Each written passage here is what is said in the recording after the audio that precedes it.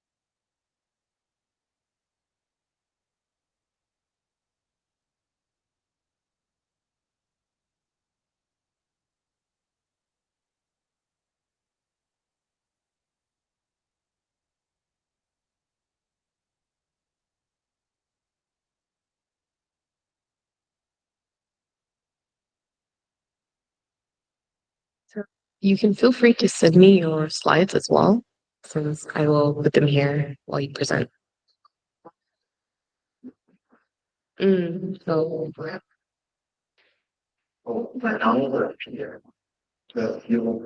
oh, I see. I see.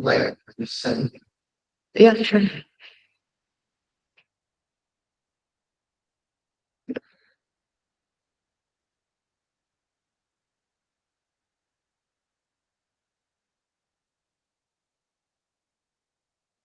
You can put it in the messages if that's okay.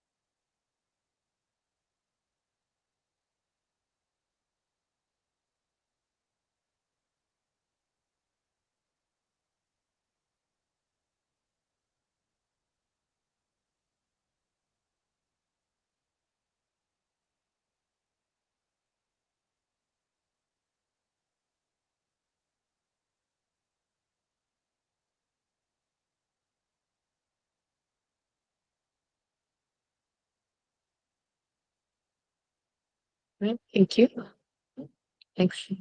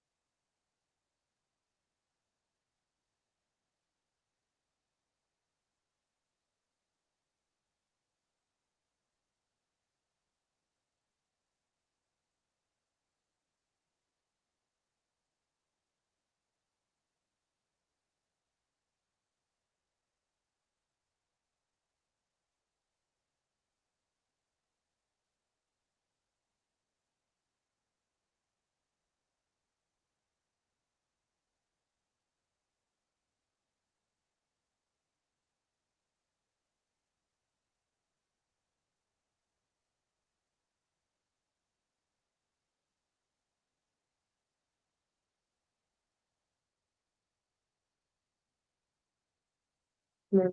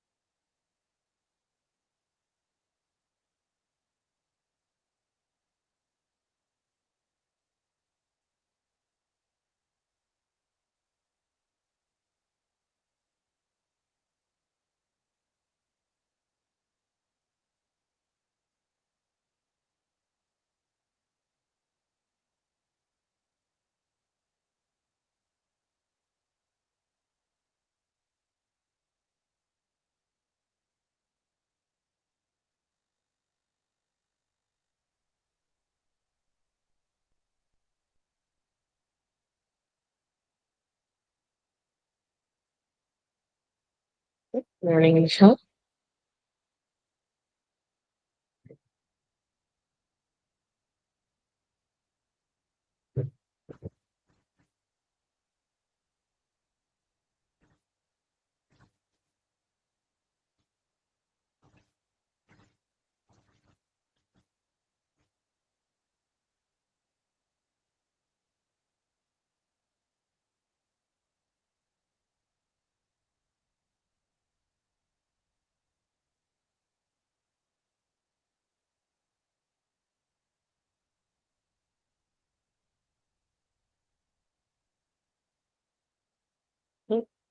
So congratulations to everyone for attending our final session here. So it's been really great seeing everyone's capstone projects. Now, our format for today is we're just going to go over what is next moving on, since this is our final session here. And then we'll do our Friday. And after our Friday tests, we're just going to do our demos. So I really enjoyed looking at all of your capstone projects. So we'll just take the opportunity to do the demos for it. Now, firstly, we'll just go over what is next after finishing our final class yesterday. So very nice then. Now, for the compulsory to do, this is regarding your money back guarantee. So we've set this up weekly. So in a weekly checklist, you can just keep track of this and just make sure that you are applying to 10 positions each week. So you can search on LinkedIn, on Indeed, and just ensure that you are applying to at least these 10 positions, as well as ensuring that you're available to attend at least 4 interviews. So you have the time around your other activities to attend up to 4 interviews. And you must post at least 5 GitHub contributions. So that is, you are taking the time to work on projects after bootcamp. Now, make sure that you do post these publicly so that other people can also view them and they can see that, oh, this person is actively making posts. So you're actively creating projects in your own time. So let's go over these in a bit more detail as well. So for your first compulsory to do, you're applying for 10 positions each week. Now, actually, 10 positions is actually also quite low. So please do ensure that you're applying for a lot of different positions. You can't apply for like 10 positions in a month and then, find that, oh, I cannot get an offer, because it's really important to apply for many different positions. So the recommendation here is 10 positions per week, but we'd recommend going even higher if you can. So if you have something like 10 minutes per day, just sit down and try to apply to several different positions. Then you will find yourself, you have a lot of different positions that you applied for. Right. Now for your second compulsory to do, it is for having the free time to attend interviews. Now, ensure that you always have some time around so that if you get a interview offer, then you can immediately slot it in. Now, if you are, too busy that you don't have time to interview, then that would be quite unfortunate. So ensure that you do keep some free time around. And I think interviews, it's always nice to have it sometime before lunch. That way people are feeling really energetic. So I think ensure that you keep some time so that you can always slot in any interviews that you may have. Right. And for our final weekly to do, you should make a goal to post at least 5 GitHub contributions to your public profile. So you can make this with yourself. Just ensure that you have a lot of different ideas and you can make a goal as to build some of these projects. So you've learned all of these skills. So ensure that you actually go ahead and implement some of these going forward. Now, there's a golden rule here, which is use it or lose it, right? So ensure that you're always practicing, you're always working on these projects so that when it comes to an interview, you still have all of this knowledge in your head. It's really important for you to continuously work on these projects. And also, it's really important in an interview for them to be able to see your GitHub profile and see that even after your bootcamp, you're still working on coding. You're still actively working on things when you don't actually have to. So that shows that you are really passionate about this. You're really serious. You're not just doing this because in a course it was guided. You're able to take a hard challenge and actually overcome it on your. So this is really important for you to continue posting and making projects on your own. Right. Now, we may reach out to you and ask for some kind of document or proof of your job search. So we're also going to be going over the rules on how you can work on this. So we have a very nice template for you to follow, and we will go over how you can go ahead and fill this in for us. Right. Additionally, you may be required to report with some other additional information. So this is also regarding your guarantee. So you are obligated to just report with your job offer or your positions just to let us know about this. And you are also obligated to meet as requested with any member to just discuss your job search. Now, we're offering this job search community. So this is a really nice opportunity for you to just join. We'll discuss all of these different challenges that we face. And it's not just a good opportunity for you to network with your current cohort, but you can also network with other cohorts. You can network with professionals, and it is a really nice opportunity for you to be able to really make good connections. So we'll also go over how you can actually go forward and take advantage of this and all of the other services that we're offering you. Right. And you're required to respond to any all communications from the Sigma School team within 3 days, just to let us know if we have any questions for you. Right. So that is for your weekly to-dos. So it's really good for you to keep track of these and ensure that you are meeting your 3 compulsory weekly to-dos, especially applying to a high volume of jobs. So what gets your job? It's your resume and it's your ability to pass the interview. But before all of that, it's the amount of jobs that you actually apply for.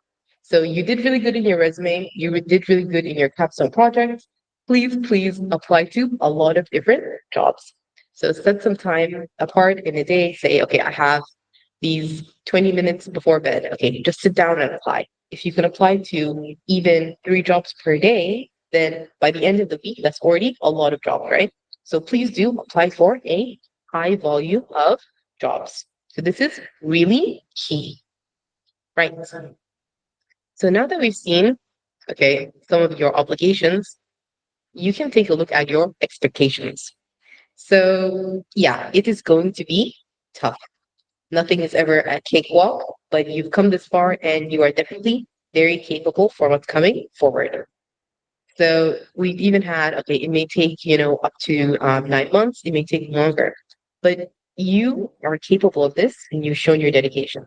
So you are definitely able to move forward, but do understand that you have to set your expectations. You are going to receive, as with all job interviews, a lot of rejection, a lot of no responses. So it is going to be like this.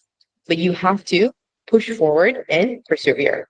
Keep applying, keep interviewing, and eventually you will achieve this, right? Now, especially if you're looking towards bigger tech companies and you're expecting something of a higher salary, there's going to be more competition. There's going to be many different people interviewing for the same position, and therefore it's going to be more competitive. Now, if you're looking for something as an intern or something with lower pay, then it's going to be less competitive. So you have to evaluate what it is that your goal is so that you can evaluate what kind of position you want to go for, right? Now, on our end, after we've gone and reviewed your resume and it's been passed, we are passing on your resume to our different hiring partners. So we've discussing with a lot of different companies and a lot of different job hiring partners, and we will pass this on to you. Now, this is not a guarantee, but if you have done all of your work, you've done your capstone, you're done really well, then as long as you continue to apply and show your dedication, then you are going to achieve this, right? Now, for our different stages in your search process, you essentially have these four. One, you're going to find and you're going to apply to a lot of different jobs. So keep applying every day, and you're going to have this interviewing phase. So your job is typically going to have some interviews. So you may interview with several different companies, and then you're going to receive some offers. So let's say I get an offer from 3 different companies. All right, very good for me. Then we're going to decide our choose. So, okay, do I choose this one or this one? So here you have to actually evaluate your different offers. And then comes our phase where we're able to actually start working.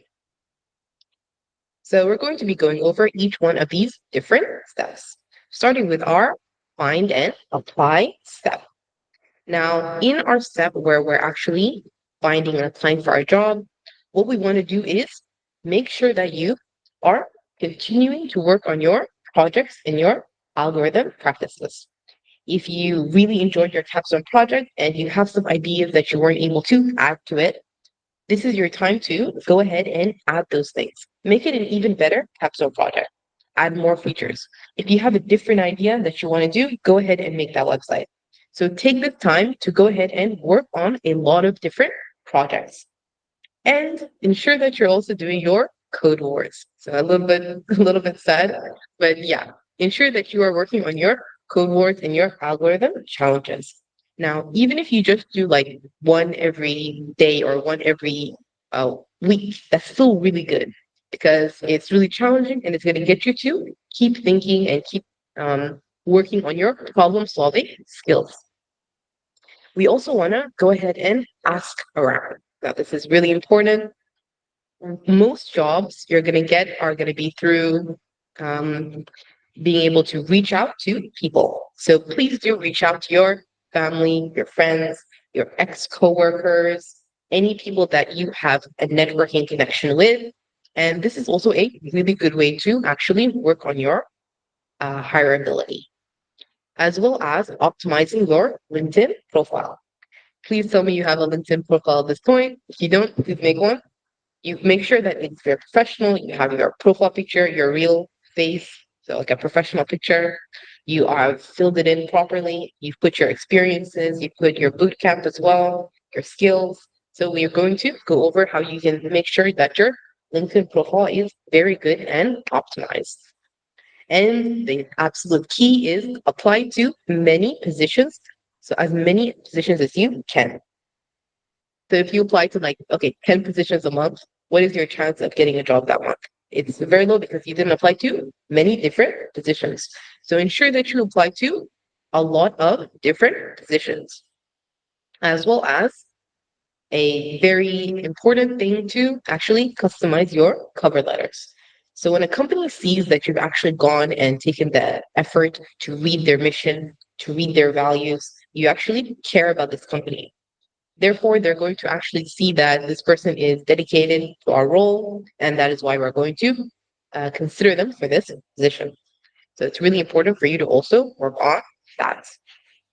Now, when it comes to working on your projects continuously, make sure that you find a project that you are passionate about and just extend it. So I did this for my capstone, but I didn't have time to add this feature, and this feature is so nice. This is your time to go ahead and make that come true. And the reason that we want to continue working on our projects is because when the hiring manager sees that you just finished a boot camp, they want to know, are you serious? Are you serious about wanting to work this job? So when they see that even though you already finished your boot camp, you're still working on your projects, you're still programming in your free time, it shows that you are a dedicated, serious person. So that is why we're constantly working on our projects and improving ourselves in this way, right? And another one is working on our algorithms. So, yeah, a lot of our algorithm problems might be a bit challenging. It might take you some time to solve, but it is absolutely worth it to just give yourself the time that you need to solve these problems. So, when it comes to the technical portion of your interview, you are going to be working on these problems. And it would be a real shame if you applied to a lot of jobs, you did a really good resume, you did a really good capstone, but you don't take the time to practice for your technical interview. So in this case, you can just start with like the 8Q questions, like this be the lowest rank of questions, and just start with what you can do. We also have the leaderboard since you are all in the Sigma School group on Code Wars, so you can see, compare yourself to everyone else in the cohort and see what ranking you can get. So it can be quite fun. Another place that we actually recommend you to work on your algorithm problems is this one here at Free Code Camp. So you can check this link as well. And I will share this entire slide in the messages as well for everyone. Now, here we actually have some questions for data structures and algorithms and general JavaScript questions. Now, these questions are different from the one in Code Wars because they may be slightly less challenging and they may be slightly more guided. So I really recommend this one for you to also work with. This would be the basic one, and then you can also move on to the intermediate one if you've gone and finished these. Now, the recommendation is for you, if you have the time, please try to solve like one coding challenge per day. Now, the key is consistency. If you can do just one per day, then by the end of a week, okay, you've done already so much. So your ability to problem solve and your ability to identify different questions is going to improve. Remember when we were solving our coding algorithm challenges? The first few were a bit challenging, but when we were at the last few, we were able to reference the first few and solve it by copying and pasting code essentially. So that is why it's so important for you to actually work on these problems. When you go to an interview, you're going to be able to reference what you've practiced with and essentially copy paste it from your brain. So it is really important for you to take the time to work on your different algorithms. Okay, so when we're continuing to work on our projects, your final capstone project is a very good contender for you to work with. And you can also just build more front-end projects. So find a website that you really like. I'm a really big fan of Reddit. Okay, go ahead and clone Reddit. Make a one-to-one copy and put a funny spin on it. That way, you're able to actually practice your front end, your ability to create a real website. And you can also make some backend project. So if you have any API that you think it would be nice to have, you can go ahead and you can make that and you can host it on for sale. So it can be public forever. Now, be warned when you're working on different projects, you have to avoid this shiny object syndrome. So shiny object syndrome is this condition where you just learned a new thing and then you're like, oh, that looks cool. So you go and you learn that. Oh, that looks cool. You go and you learn that. So you never just focus on one skill and improve that one skill. You're constantly going from one thing to another thing. Now, I know that I've also fallen through this syndrome. I was like, oh, React is so nice. Oh, Flask is so nice. Oh, this is so nice. And then you don't end up just focusing on one skill. So your hiring partners are going, your hiring manager who you're going to interview with is going to be hiring you for a React or Express job. So please do try to focus on your repertoire here. So when I'm making a website, I'm focusing on React, I'm focusing on Express, so that I'm constantly able to improve these abilities. Focus on one project, one skill set, and you can move around. It's always nice to explore, but don't hop around too much, or you may find that you're a, what is it? You're a master of none. Yeah, so you try to just focus on a few things. Okay. And another one here is to ask around. So a lot of jobs you're going to find through your connections. So please do contact your family, contact your friends. If you work with people at some different positions, you can go ahead and ask them as well. So it's really good to basically go and advertise.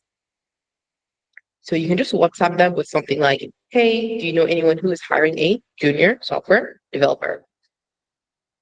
Now, you can expect you're going to get a lot of no's. You're going to get a lot of no replies as well, but that is fine. Because when you are in your find and search phase of your process here, it's all right that to expect that may not go anywhere. But we are going to go ahead and ask anyway. Now, if you don't have, these connections, then you can go ahead and also go to events. So it's really good to go to events like tech meetups. You can go to some kind of programming competitions like hackathons. And there you will take the opportunity to go ahead and network with the people there. Now, you will feel out of place in this event. You might feel like, I don't feel like I understand enough of what is going on, but you should still go because that is how you're actually able to learn. You immerse yourself in these people, and then you'll actually be able to network. So it's okay if you don't understand everything that they're saying, as long as you actually show up and make the effort. Now, if you're an introvert, you might find that it is not so easy for you to, okay, go to a event, just talk to some strangers. you can check this link over here. So this is a really cool TED talk about how you can go ahead and network as an introvert. You can do it online. You can also go to events and um, go through it about in different ways. So please do check out this link if you feel more introverted. Right. Now, our other point is to optimize your LinkedIn. So here is a really good tutorial about how you can go ahead and optimize your LinkedIn. And just the first 2 points, please make sure that you have a LinkedIn page. You should have a LinkedIn page by now. And your profile picture is your actual headshot. So you should have a proper headshot. You can even just take one on your phone, just one outside, but make sure that is a proper headshot. So something like this would be really nice. So you can even go ahead and use something like Canva to go ahead and make one. So you can go ahead and check out this link for all of our tips on it. Right. Now, when it comes to optimizing your LinkedIn, do include that you include all of your relevant keywords. So I do React, I do Express.js. So you include all of that in your About section. So stuff like HTML, CSS, ECMAScript, Redux, you put these here because when people actually search for your profile or they are looking for a possible employee, then these keywords are actually going to boost you. So it's going to make you more visible. So ensure that your profile includes all of your keywords and your skills.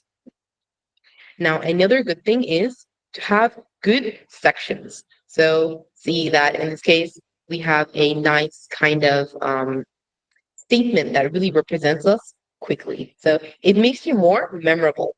So when I'm applying and I'm going about and I'm trying to make myself more memorable to a hiring manager, they go through a lot of different app, app, applications. So they're going to want to be able to tell these people apart. And one way to do that is to make yourself seem more immediately noticeable. So I have a phrase right up front so that I'm able to immediately go ahead and pop out to them.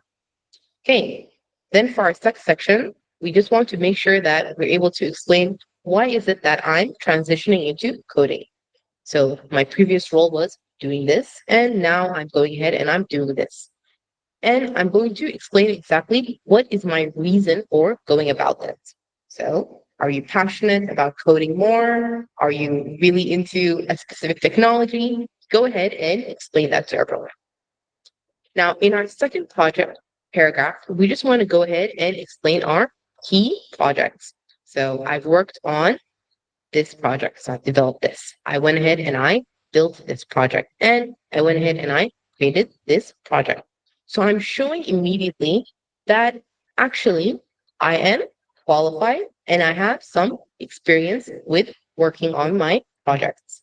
Now, this is also really important to just show them so they know immediately, okay, you just transitioned to this role, but I've gone ahead and already created all these projects. I took the dedication on myself and I went ahead and I did all of this.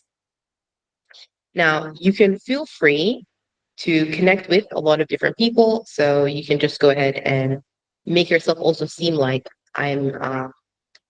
you can go ahead and connect with me and discuss with me. Okay. Now, if you want to check more about how you can optimize your resume, this explains a really nice kind of step by step on how to do it. So you can go ahead and check out this post here. Right. Now, for making a resume that is really good, you've already submitted your resume, but you can always go ahead and make changes and resubmit your resume to get even more feedback. So regarding your resume, this is the format that we like to follow. So let's break this down. Now, whenever you're starting your bullet points, make sure that you start with an action verb. So I start with a verb like research, develop, create, and make sure that every time you're using a different action verb. So don't just start every single sentence here with developed, developed, developed, developed, because then it seems really boring because it's the same thing. So every time, just go ahead and choose a different action verb. So here I've gone developed, managed, improved. I've gone with collaborated. So every time I am choosing a different action verb, so I seem a little bit more interested. Now, definitely try to keep it to a verb because if you just start like I, we, they, then it doesn't show that you are actually doing something. So it's really good to go ahead and ensure that you're able to show that, okay, I've done a lot here. Now, our second important thing to include is your hard skills. So you did things using a lot of different skills. You've gone and mastered a lot of these. So do make sure that you name them specifically. So you worked with, okay, Excel, PowerPoint, in our case, React.js, Firebase. So name them and make them highlighted so everyone can see these are the skills that you have worked with in each of your positions or your projects. And another really important thing for your resume is to ensure that you have your metrics. So, one thing that your hiring managers really appreciate is having some figures, some facts. So, if you can give a number like, I improved sales by 25%, I improved my website loading speed by 50%, that shows an undisputable fact. So, it's really important for you to go ahead and include these numbers to actually demonstrate your ability. And another thing that is really important is to include your impact statements. So before I go ahead and I pick any metric, I explain exactly what was the impact of what I did. So that doesn't show that actually not only did I go ahead and do this, but I managed to impact my company in a positive way. So it shows that not only that I'm actually a very good my company is able to benefit a lot by having me around. They might also find that I'm very good. And we also include our soft skills. So soft skills are like your ability to collaborate, your ability to have good teamwork. So we want to also ensure these are also here. Now, the reason for that is, as with all things, when you're doing software development, you're not going to be working alone. You're going to be working in a team. So, since we're working in a team, we also want to ensure that we're able to show that I'm also able to work well with a team. I'm able to communicate well. I'm able to delegate tasks. So, we are able to also ensure that these are here. So, examples of these are collaborated with senior manager. So, I'm able to show that I was able to communicate with my senior manager and work together on achieving something and identifying the pain points of all customer feedback. So I'm able to actually communicate with them in an effective way. Right. So for this section of slides, we give a special thanks to Jonathan here for helping out with all of these resume tips. So thank you very much. Okay. Now, whenever you have to go ahead and upload your resume, ensure that you are doing this in a PDF format. Because if you go ahead and you upload like docx or some other format, then it's quite odd and not everyone can go ahead and actually open it. So if I have a PDF resume, I can open it even on my phone, no problem. But if you give me some kind of docx or as in a WAMP file, then not everyone may be able to open it. So you might actually be excluding some people from being able to review your resume.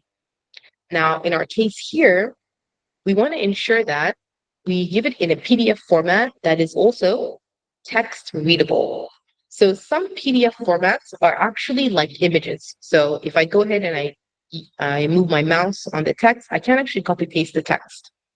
If you go ahead and upload that kind of PDF, some hiring partners may just ignore it because since it's not a text that they can copy and paste, it's going to be ignored by the software that they use, essentially. So please ensure that whatever PDF you use has text that you can just go ahead and copy paste. Okay.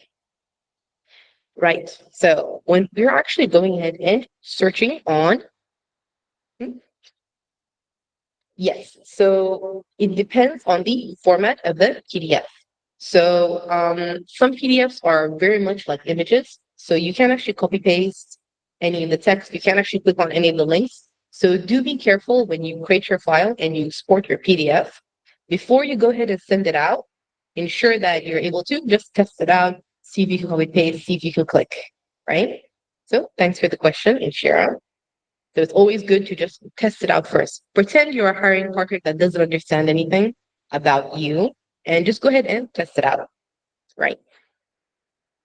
So when we're actually going ahead and applying for our role, you can go ahead and just search on LinkedIn. Okay, what are you looking for? Software development or something like full stack development. So go ahead and search that in this top right bar here. So we search up our role. Now we can go ahead and filter by our location. So here I just go ahead and select Malaysia. So once I've gone and selected Malaysia, I'm just going to go ahead and filter it by some different sections. So I can filter it for junior role, and I can also select less than 1 year. So you can choose these in the top filter. So now you can start applying for all of these different roles. Now, for our case, since we just finished a boot camp, make sure that you're applying for ones that say junior role and are asking for less than 1 year of experience. So this matches our current role now. Now, if there are no requirements listed over here, so you don't know if they want React, you don't know if they want JavaScript, just go ahead and apply anyway. Our goal is to apply for the maximum number of roles, so we'll just go ahead and apply anyway. And just expect that, yeah, you are going to get a lot of no replies, you're going to get a lot of rejections, but that is what we want for this first stage. We just want to hit the maximum number of applications. So we don't worry about anything else. Now, another thing that you can do is reach out to different developers. So here you can say, okay, I'm searching for software roles, right? And you can just find from the list of different people that are software developers, just some people that seem fun. Like they seem like they are interesting people, they have roles that you're interested in, and just go ahead and connect. Now, when you go ahead and connect with someone, you can add a note. So here you can just include a note saying something like, yes, I am applying for similar roles and is your company hiring? So when you go ahead and you just reach out to different people, you are already networking. So you're increasing the amount of people that you are aware of and that can actually help you out on this journey. So now if you don't see the connect button right away, click on more first and then connect. Now here is a sample of this note that you should write for them. So I know that you're very busy, so this will only take 60 seconds. And then you just introduce yourself and ask them if they know any companies or if their company is hiring for a junior developer or intern. So when you go ahead and you reach out to people in this fashion, you're actually going ahead and increasing the amount of people that you can actually connect with and that can actually help you out on this journey. Now, do reach out to as many people as you can. It's really important. And it's all right to get no responses. So we accept that and we just go ahead and do it anyway. Now we're applying for jobs through Indeed. You just go ahead and create your profile and you can go ahead and build your Indeed resume. So your Indeed resume is just going to be easier for these recruiters to look at because they can just filter through it very easily. That's why we want to go ahead and have this Indeed resume. Now, whenever you're going through other job platforms, you can just search for this job platform in and then your country. So if you're in Malaysia, yeah, JobStreet and Indeed and LinkedIn are some of the very popular ones. If you are from a different country like Singapore, then you can just go ahead and search that up. Here is also a really good link for you to follow that has a lot of different portals as well. Now, we're also going to be inviting you to a job search group. So this is a group where you can go ahead and communicate with a lot of different people that are also searching for jobs. So your current course mates, as well as some other course mates, just to network with and support each other through this journey. Now, once your resume is passed and your personal project is passed, then you're going to be invited to this group here. Now, we have a short introduction on this job search group. So I will just share this with everyone. Welcome to the job search onboarding video. I'm going to go through on how the job search sessions will look like. So essentially it will look something like this. What we will go through, one word segue, the scorecards where we go through the job application, job interviews, job offers. After that we'll do to-dos, issue list, mock interview and ratings. So let's get started. So essentially the first thing is to get a one word segue, meaning it's just to, in one word, how are you feeling today? So they just to break the ice on how you are feeling in your job search. I understand that, it might be tough, it might be draining, and, sometimes you might need some encouragement along the way. After that, we will go through this thing called a scorecard that tracks the numbers that essentially we are tracking.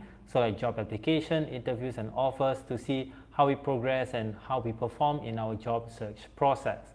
So essentially it will look something like this, where you put in your name on the left, when do you start, when do you end, and then also the number of job applications, number of job interviews, number of job offers, and also we require you to do coding challenges, which is at least 7 of them per week, so 1 per day. So this in essence will help you have a very good skill in terms of in your technical interview. So we also will go through on the different numbers on what you have gone through so far. Then after the scorecard, the next thing is to-dos, which are basically the tasks that the mentor will be going through and also suggesting you to do in order for you to help you get organized, and also what to prioritize in terms of achieving, getting a job interview or, landing a job. So if you were to go back to the to-dos over here, you see that we have your name, same thing, your start and your end date. And also we will go through on the to-dos that you have done and not done. So essentially once you do the to-do for next week, you also comment out what you have not done or what you have done, and then what to improve in the upcoming week as well.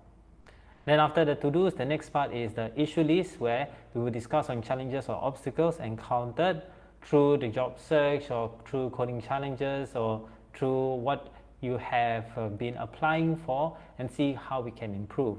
So under the issue list over here, we will put in your dates, your name, and then the problems that we've gone through when you were to share your current to-dos, also the numbers that you have added inside the scorecard, and then we will discuss on what solution can be done in order for you to resolve the problems.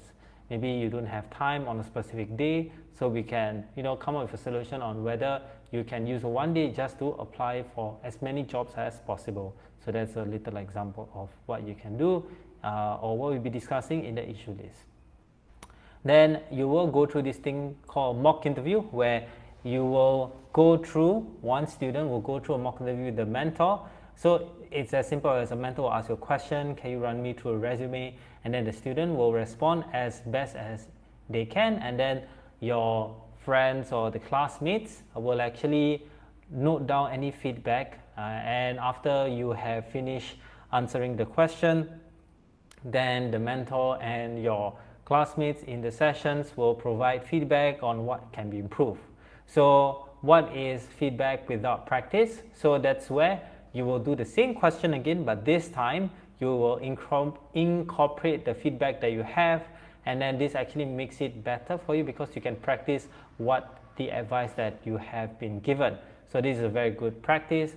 For the mock interview itself, then that's where we will have a mock interview sheet where you have your date, the person being interviewed, and the reviewer. So it can be the mentor or it can be your classmate, and the question that we go through. So we probably only have one question per student per session. So in one session, one, maybe at most two students will go through this mock interview, because it takes some time for you to answer, improve, and give reviews as well. And we also record the reviews so that you can go back on what you can improve on and what are the things that you can continually do in order for you to improve and have a high chance of landing a job offer. So at the same time, we also have these mock interview rosters where we will take down who is going to do the next session mock interview, so that everyone has a chance to practice their interview skills, and this will be fair for everyone so that everyone can have a chance and get better at it as well.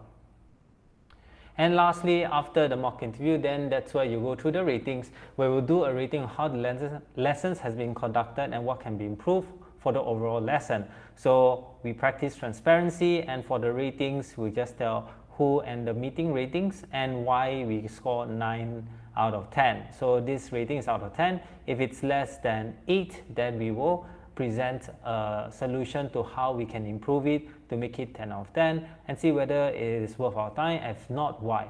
So we are genuinely really want to improve in our sessions. So we want to have transparent feedback from everyone, and this gives a very good idea of how we can improve and help you achieve your goal in your search for being a software developer or tech role in the industry.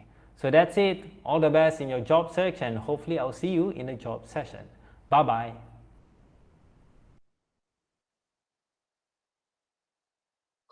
All right. So that is for our job search group. So we have a good idea about our first phase here, where we're going through our search and find process.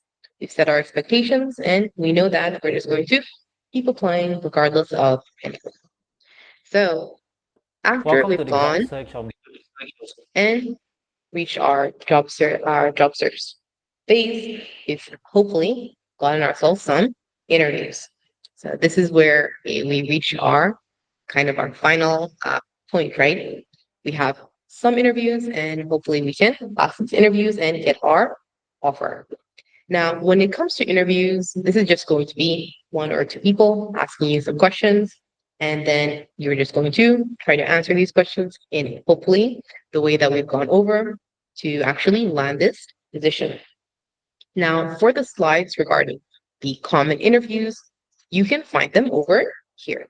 So please do review these slides for all of these different common questions so that you can come up with some bullet points for them and you are prepared. Now, if you do want to go ahead and book a mock interview, then you can go ahead and email support@signalschool.co. So we will also do a mock interview for you, and you can have some practice. So when you go ahead and you go to the real interview, you already have some experience to draw from, and you're able to do a little bit more confident. Right. Now, for interviews, there are usually two parts to the interview. You have the job interview. This is more about who you are as a person. Questions like, can you walk me through your resume?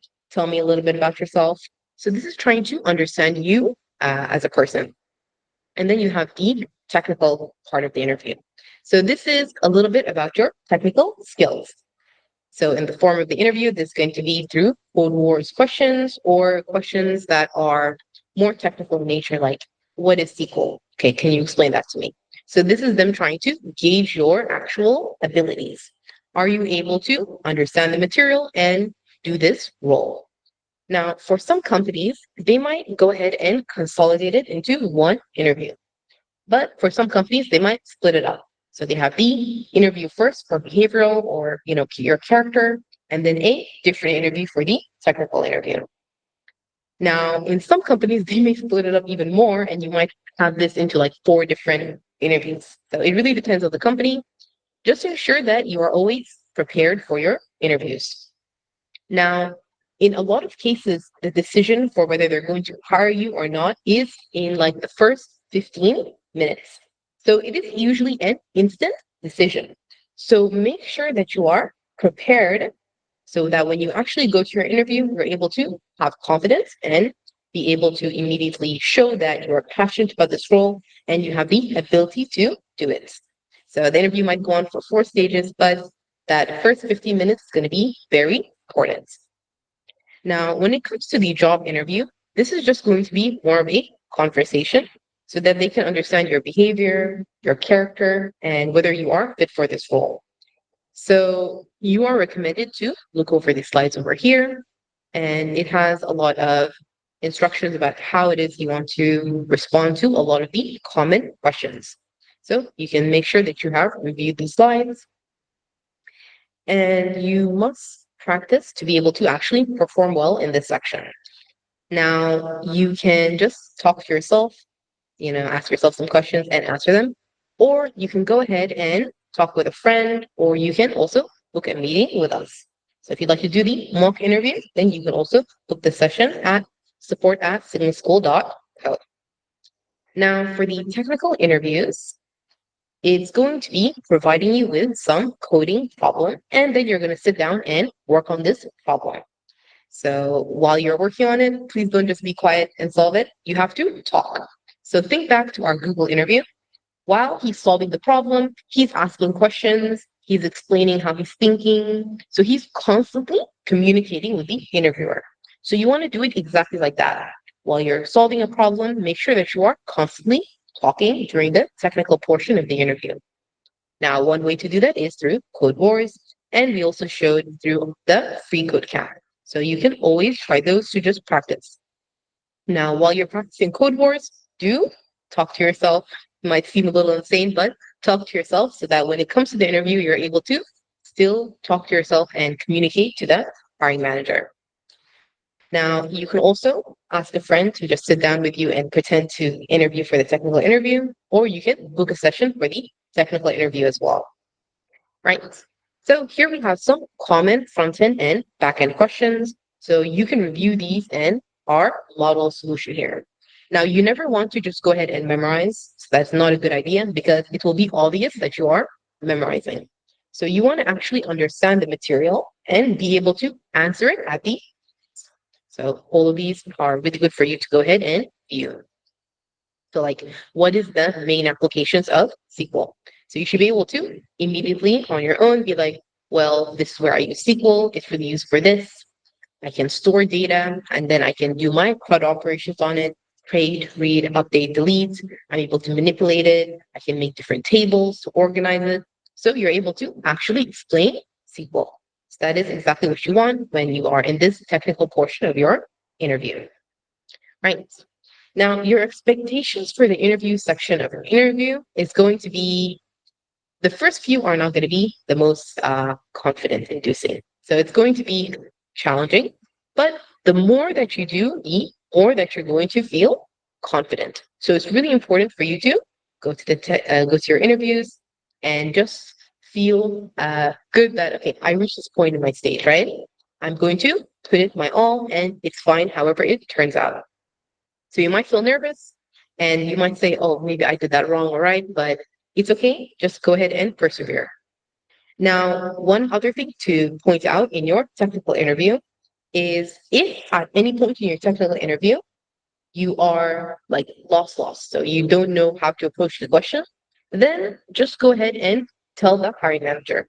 So they will appreciate it if you're able to just let them know, and they may offer you a different question. So it's really important for you to not just, uh, write something if you're not sure. Just go ahead and tell them, okay, I'm not sure about this question. So it's really appreciated for you to do that. Right. So we've gone through a few interviews so far, let's say, and I have like 3 positions. So that's really great. So we're in our stage 4, choosing. Now I have to whittle down my different positions here and choose a job. So when it comes to actually choosing a job, what are these different stages that you have to consider? What do I just focus on the pay? Do I look at all these different things? So actually, there are a lot of different criteria that you can consider when you are choosing a position. Now, a lot of people will just say, okay, the highest salary is going to be the best job. But there are a lot of other things that you can take mind to. So it's not always going to be the highest salary because you can think of it in terms of this job that you're going to be working in. You're going to be working there every day, right? Monday to Friday. And you might even talk to the person sitting next to you more than you talk to like your family, some of your family. So you have to put a lot of care into also, do I enjoy actually this working environment? Do I enjoy this culture? Do I agree with these values? So we have to really carefully consider these things. So firstly, the company culture and values. So you have to assess your company culture, the work environment. Is this something that I personally agree with? Is this something that I really value myself? Because if it's something that you agree with and it's really positive and you can really vibe with it, then that's going to be really good for your overall job satisfaction. So it might even be worth, a pay cut of like some amount. So you have to consider exactly what are your values and if this actually aligns with it. And you can also consider if it has opportunities for your career growth. Now, if it's a company that actually offers you a lot of opportunities to do lots of different courses, or it offers you mentorship, or there is a chance for you to be able to get promoted or work on different projects. Now, that in itself is actually a really big perk. So you can consider if that is something that you are more interested in. And another thing is for compensation. Obviously, that is the salary amount, which is important, but there are also a lot of benefits that are equally important. So, like healthcare, like your retirement plan, your EPF, and your time off. So, all of these are also really important for you to consider when it comes to you actually deciding on a position. And of course, work life balance. Now, it's not just in terms of, well, I want to have time outside of work. It's also in terms of you actually having the time to, work on yourself, improve yourself, do some more code wars problems on your own if you're into that.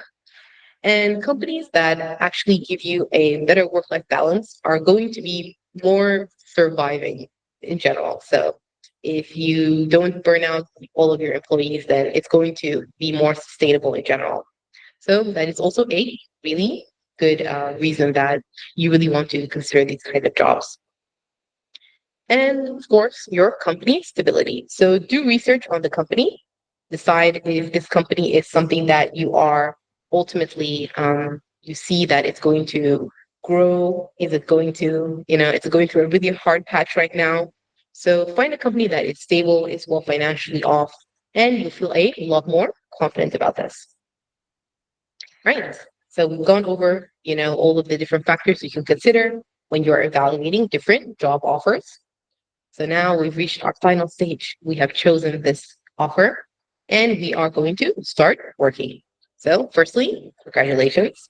Good job on the simulation and you have a offer letter. Now, make sure that you are constantly learning because in this field, things are always happening. At one moment, blockchain is disrupting everything and everything is going to try to be blockchain. And then the next moment, AI is everywhere and everything is trying to be AI. So things are always happening in this field. That's why it's so interesting. And you should also be the same way. So always try to go ahead and learn the new and latest things. There are some new AI tools. Go ahead and learn them and implement them into your workflow. There's something new about blockchain. Go ahead and learn that and implement it into your app. So always ensure that you are learning and you're able to adapt to this environment. Right. And go ahead and let us know. So this over here is just email us or you can post in the LMS platform if you prefer. And you can just let us know about anything that is going on with you. If you go ahead and get a job, we'd love to celebrate with you. So just let us know. Right. Now, for the last section here is regarding the job support. Now, we've already gone over all of the different offerings that we provide. So for the resume review, the mock interviews for your technical or your normal job interview, and we will always pass on your resume to our hiring partners. So this section of the slide, I will just leave it for you to review. If you ever want to reference back and send us an email, then you can just go ahead and check this section and you'll find the email that you should send the message to. So I really encourage you to go ahead and reach out if you do want to do a mock interview and practice and definitely join the job search sessions. So it's really nice for everyone to just join. Right. So since everyone is here, I'll just give some time so everyone can digest everything, and then we'll go on to our test. So this is our Friday test and our very last one. Hopefully everyone feels confident in it.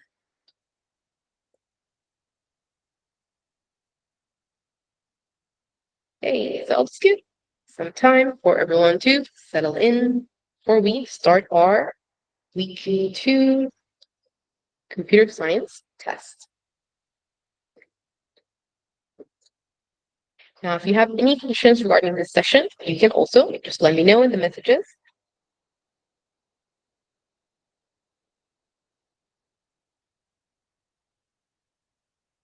Right. So everyone is settled in, then I start the timer, and you may start your test now.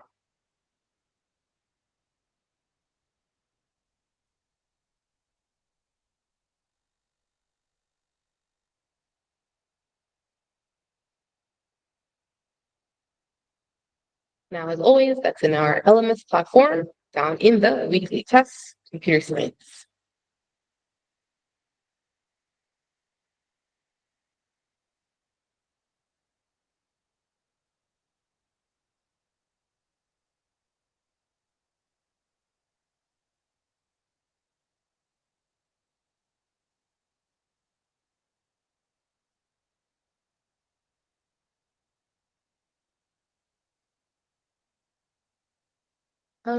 Yes, it is for week 2.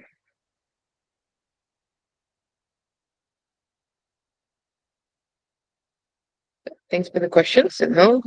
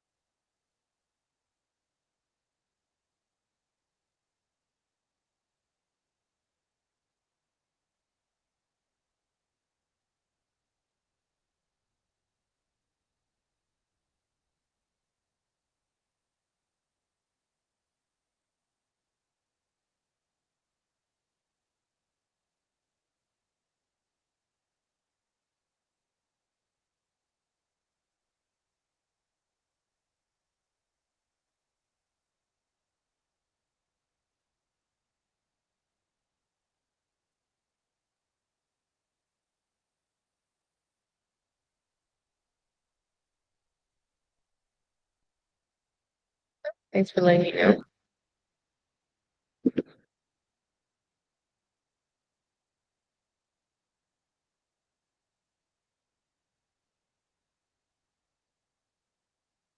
Right. So, 1 second, I'll check for you.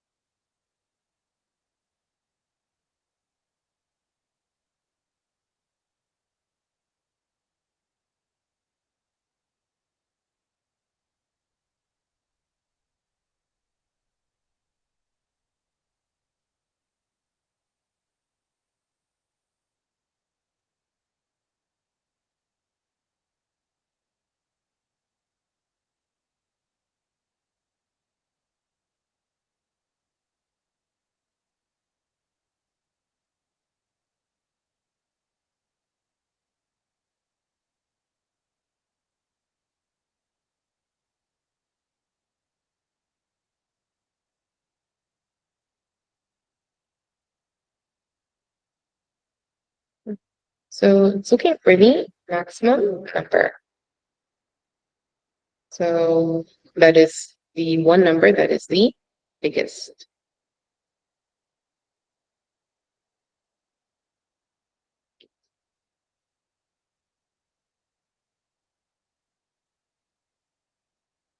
Thank you.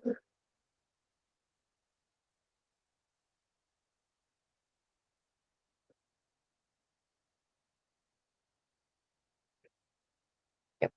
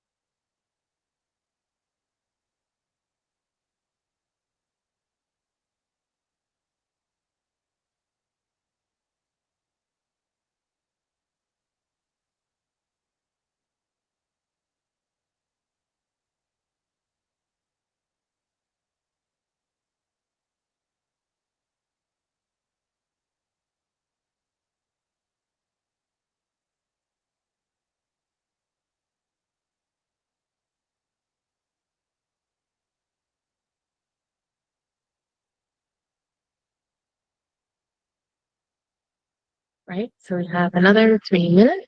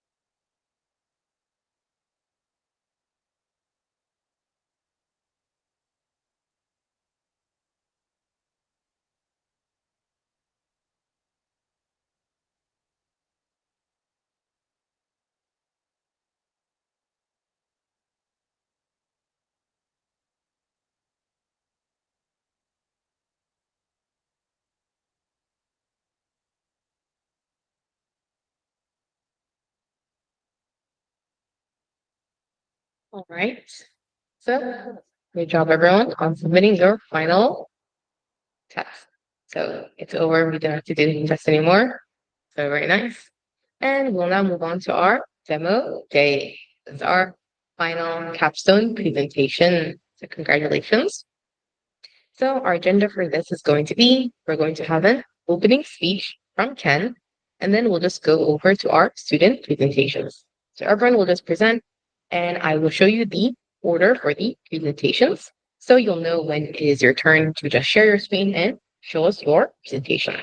So for the presentations, as we discussed, it is from 3 to about 5 minutes. So around 5 minutes is fine. And then we'll have our certificate award ceremony. So if you're here physically, you can get your physical certificate, or also for our awards for the capstone. So we have a couple awards to award people that did exceptional work. Then we'll have our group photo session, and we'll just open the floor for anyone that wants to just go ahead and network. So we'll have our networking session. So this is our agenda for today. Now, firstly, I just want to congratulate everyone. So it's been a difficult 3 months, and you all persevered, went through so much effort to get from your zero experience to being able to have so much experience about full stack development. So you created really amazing capstone projects, and you've done really well with them. So moving forward, I'm really looking forward to seeing what you guys do and your positions. So hopefully everyone is able to share that with us. So today is it. It's our day for our capstone project presentation. So firstly, we'll just have our opening speech from Ken. So we'll just welcome Ken up here to give his speech.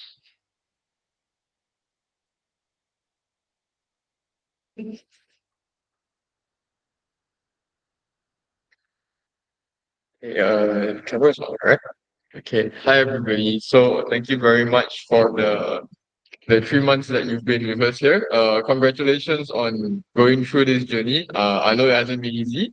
And today I'm just going to give a quick speech and just share a bit on what is very important for you guys moving forward from here today. And this will help impact not just your careers, but also your lives and how you want to tackle issues. So let's just start. So, first of all, congratulations to everybody again for reaching here today.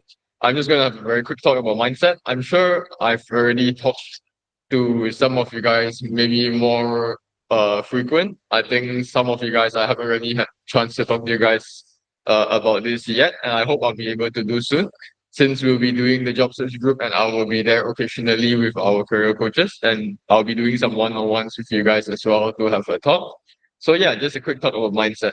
So very importantly, why do you want to have a good mindset when we are moving on from this journey? This is going to be the end of your first step, and we're going to move to the next step after today. So first thing first, if you believe in yourself, you're already going to be halfway there. Without belief, if you don't think you can do it, then how are we going to help you? I'm just going to quickly go through this and we'll go into more detail later. Secondly, is being able to push through like difficult and hard times will only make you grow stronger and better. I'm sure all of you know this even better than me myself because this 3 months definitely hasn't been easy for you. Very grateful for Safa, the TAs and all the students to push through this together. And the last one is staying open to feedback that enables you to learn more from others. So that's the same reason why we always want to ask feedback from you guys. How do we improve? How do we get better? Because like having that mindset will bring you very far, not just in your career, but maybe in your life as well. It applies to every single part of it. So yeah, let's go to the first one. So believing in yourself. Let's just do a bit of interaction. You guys can just online answer online.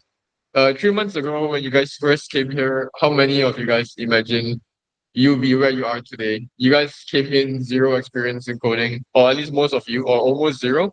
And right now, I'm sure you guys are going to be presenting your own projects later. So maybe just give me a react and thumbs up or whatever. If you guys thought you would be here today, and if you did not think you will be here today, let me know as well.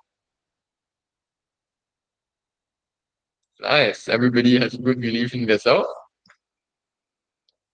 Okay, nice. Yeah, so that's great. See, if you guys think you can already do it when we tell you you can do it, that's already a very big step. Because just to share my story, I told you guys on the first day of orientation, I like playing the guitar. But before I started playing the guitar, I was actually what I thought tone deaf, zero musical experience. I couldn't do anything at all. And I think I've shared with the TA Khan as well, because he's also starting guitar. Sorry, Khan, just gonna show you out a bit.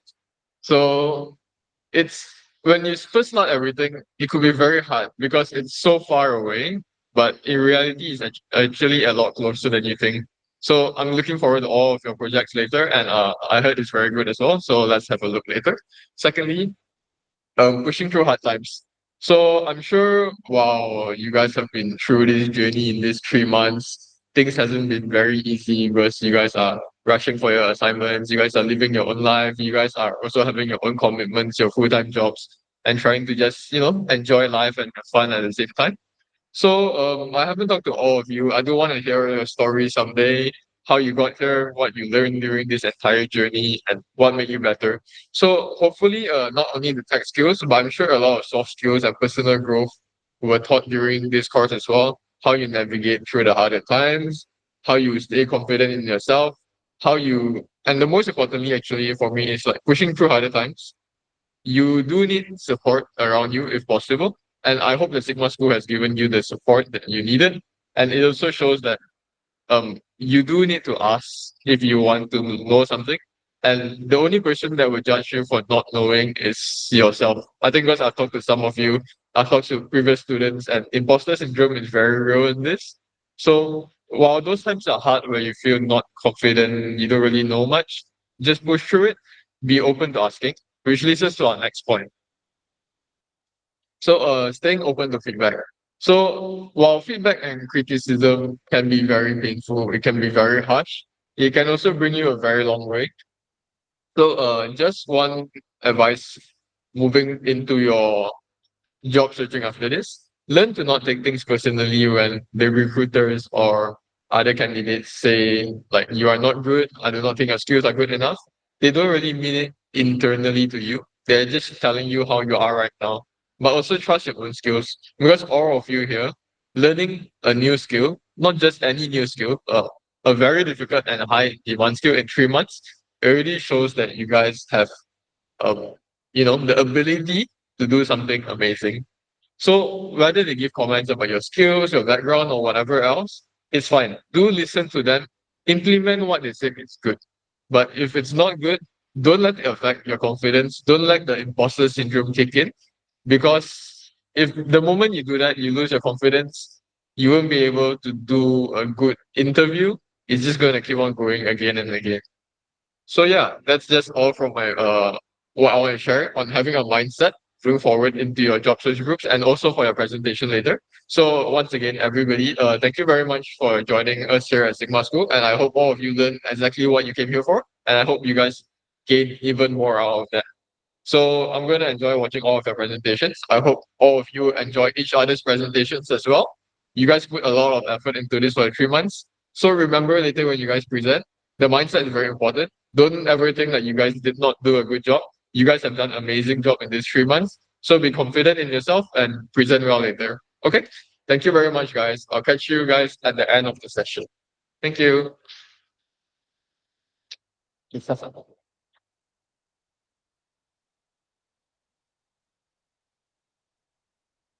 Okay. So thank you so much to Kim for that really great opening speech. And then without further ado, move on to our demo presentations. So I will post the list so everyone knows the order in which we're going to be presenting. So here is our order.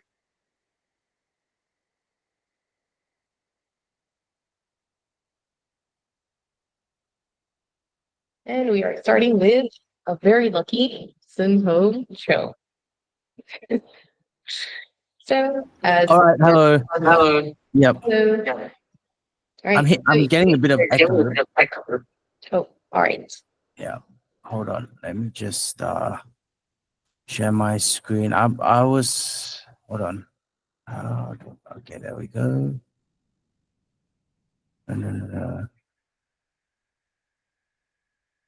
Sorry, I'm just trying to share my screen. Just a moment. Okay. And then it should be this one. Okay, mine is a very I would say it's quite basic because I've had some issues, to be honest, over the past couple of weeks. Yep. So this is my capstone project. Everyone can hear me, right? Is my audio is clear? Is my audio clear? Everyone can hear me? Okay. Yes, thank you very much. All right. Okay. So this is my capstone project. So a brief introduction. I'm pretty sure everyone already knows from the beginning. So my name is Sung Ho Cho. You can just call me Sung, pronounced Sung as in sung a song. So I'm looking to transition into tech or maybe an intersection between tech, finance, and economics. So which is my interests and what I worked in previously. So what is my project? So my project is basically a book tracking app with all the functions, back end, front end, and so on. So it allows users to track books that they have read. So why? So people just don't seem to read books anymore. From the statistics that I've read, is that majority of people read less than 5 books a year. And it is said that the number of books a CEO reads is 4 to 5 books per month. So that's a huge difference. And if I'm not mistaken, the level of reading comprehension, I think, has like fallen year by year. So I think that's pretty much my motivation and inspiration why I wanted to make this book tracking app. So I'll just go straight to the demo. I want to be quite quick. But hold on, I think I need to share again. Just a moment, because I was just sharing the. Wait, no, that's wrong button. Hold on, let me share again. Window and screen two. So for everyone that's presenting, you can also turn on your camera if it's possible. So that would be really nice to see as well. Okay, I'll turn my camera on. Just a moment. Okay, there we go. Okay, so this is this is basically my project. The problem I faced a bit of problem with my code in terms of getting the backend to connect to the the front end, and when I try and connect it, it gives me a blank page. So I'm not too sure exactly why that's happening. Because for example, if I run the replit and go back here and refresh it, it just gives me a blank page. I'm not too sure why it's doing that. Stop, and then it comes back. So sorry, I need to get the door. Can I be right back in a moment? Yeah, no issue. Yeah, sorry. I need to get the door. Yeah, just a moment.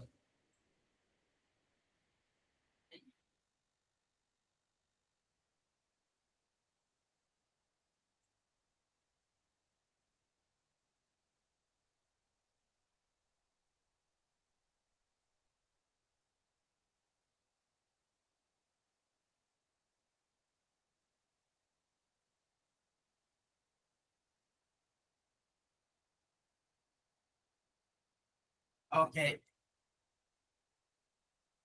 Okay, I'm back. All right. So yeah, so basically what I need to what has to happen here in terms of what has to happen is there needs to be cards showing up for each book.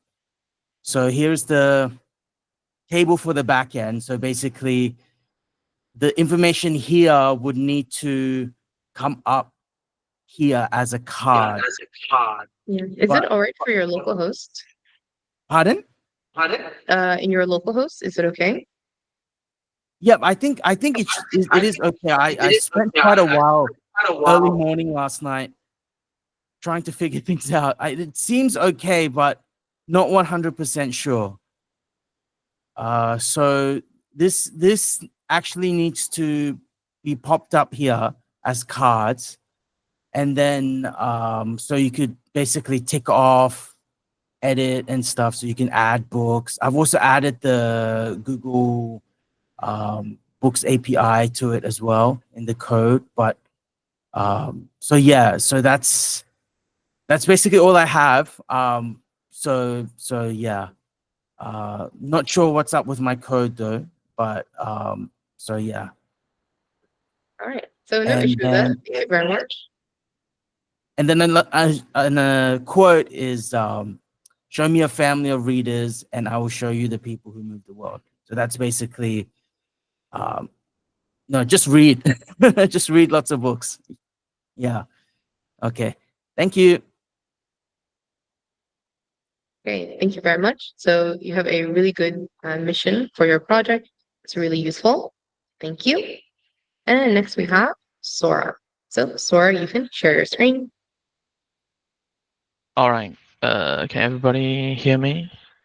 Is it good? All right. Give me a sec.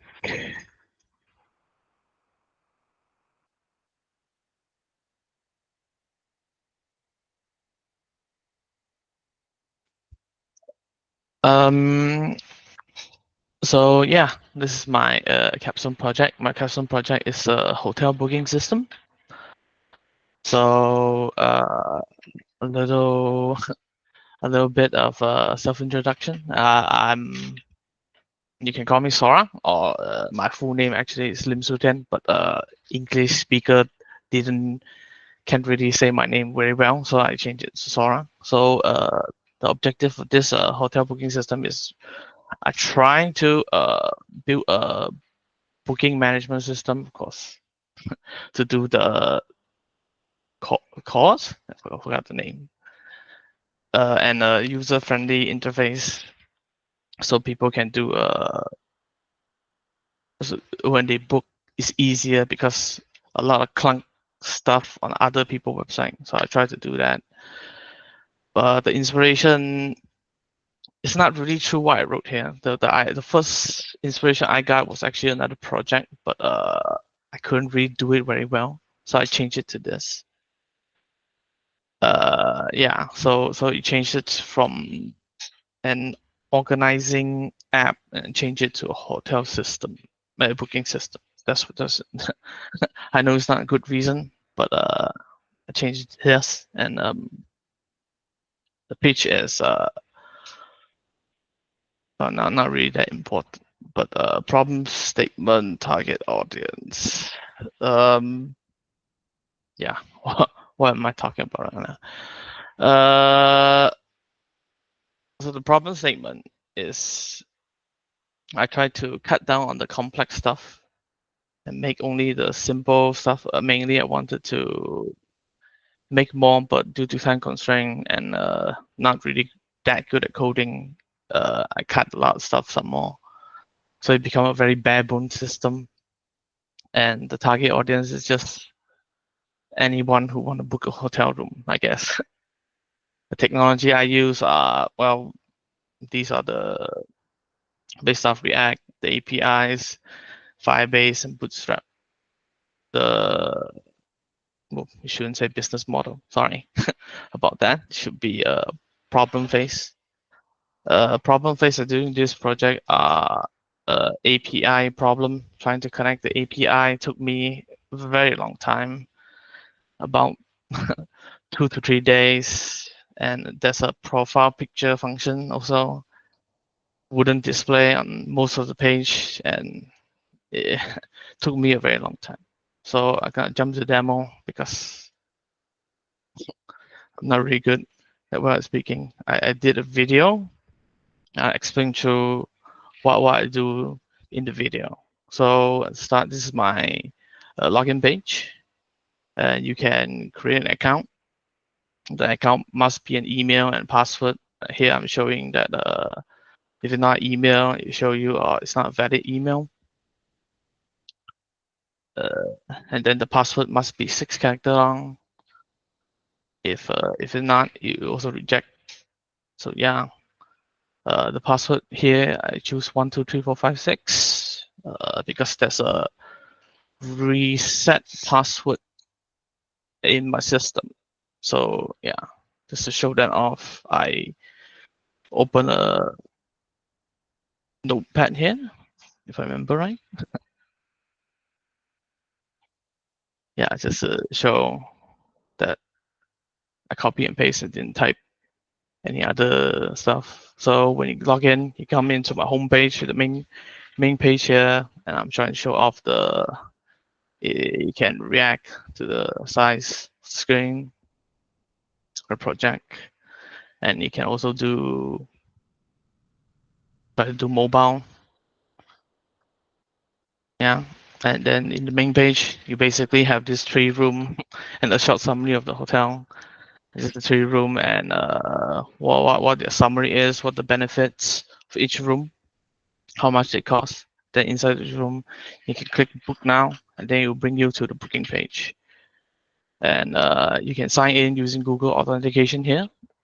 And once you sign in, when you put in your email, it actually send you an email to your booking stuff. I'll skip a bit to show off this typing stuff. And it goes to my email. Yeah, and then it actually show up that I did the booking. And then you can go to my booking list, and then you can edit the booking, change stuff. They actually show up, and then you can go to profile, and then this is where you can add a profile picture, and then you show up on the top right. It also works in mobile, and here I just trying to show off that it works. The profile picture, and then I skip to the password here. You can change password. So here's the old password 12346, and then the new password is 654321, and then you can click reset password, and then say password reset, and then you can log out, sign in with. If you try with the old password, it doesn't work.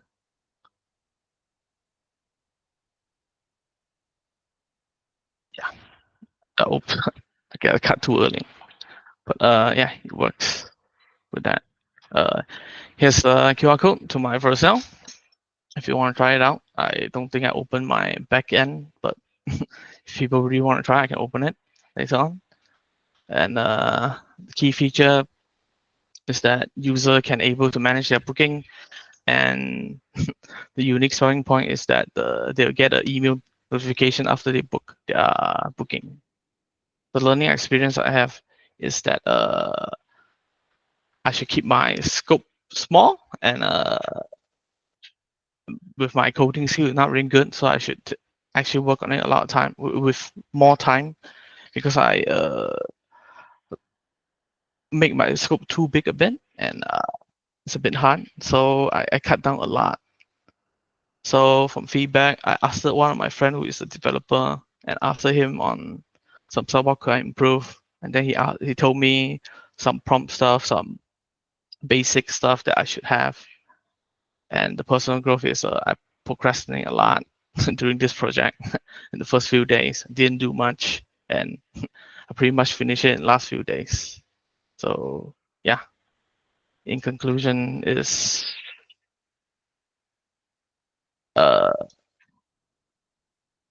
I this is a hotel booking app, I guess, and I like to thank everyone that helped me, my friend Safa and ChatGPT, I guess, and that should be all for me. So thank you very much, Sora. That was really great, detailed with your problems and your technologies. And it's really nice that you have error messages. The mobile responsiveness is really clean. So thank you very much. So Hi, next we have thank you. Inshira. So Inshira, you can take the stage. Yeah, okay, right. Can you hear me?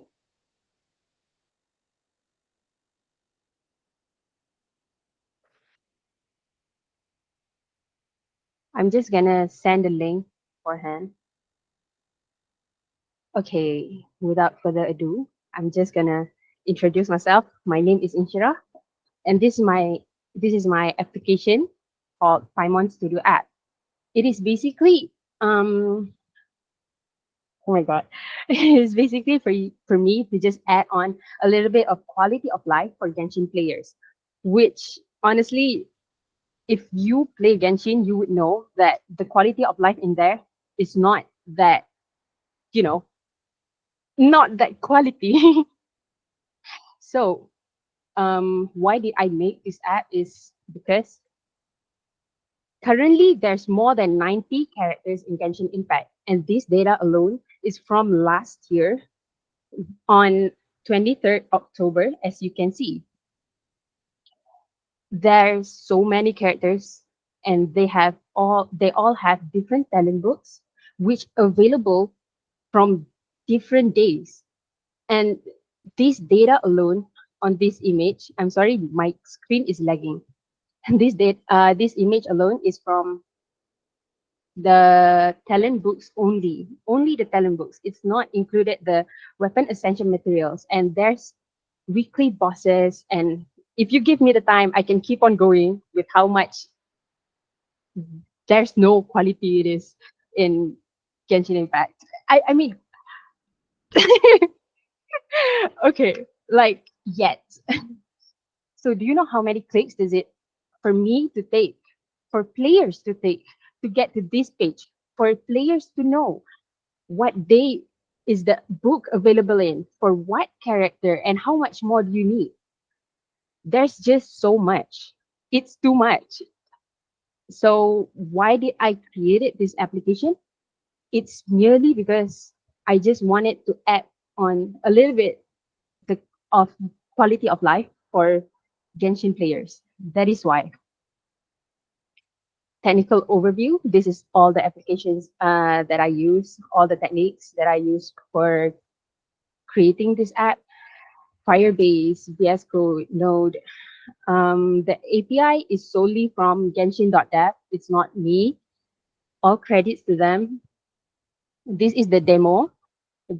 It's not yet mobile friendly. I've been trying to do it, but I keep on failing. So for currently, you can just only do it on desktop. I hope it works. It should work. Here is the demo video. This is the login page. Log in, log out. You can sign up with Google, whatever you want it. The moment you log in, on the right side of the screen, you can see that there's timers for Abyss reset and Theater resets that resets on different day on every month. You can add on the name of the characters if you want to build them, and they will show you the talent books that what do you call that? That available on the day. And there's weapon essential materials, basically just the same thing. You gotta add on dashes for every after every word because it's from the API itself. You can the normal daily and weekly task, you can just edit just the normal crude ones. So there's the weapon ascension and talent. Okay, I can you can see that the card itself is like covering the nav bar. I fixed that, so don't worry about it. I recently fixed that, and it should already be up in the Verso. Uh, yeah. So next up is calculator. You can calculate. Players have three different books.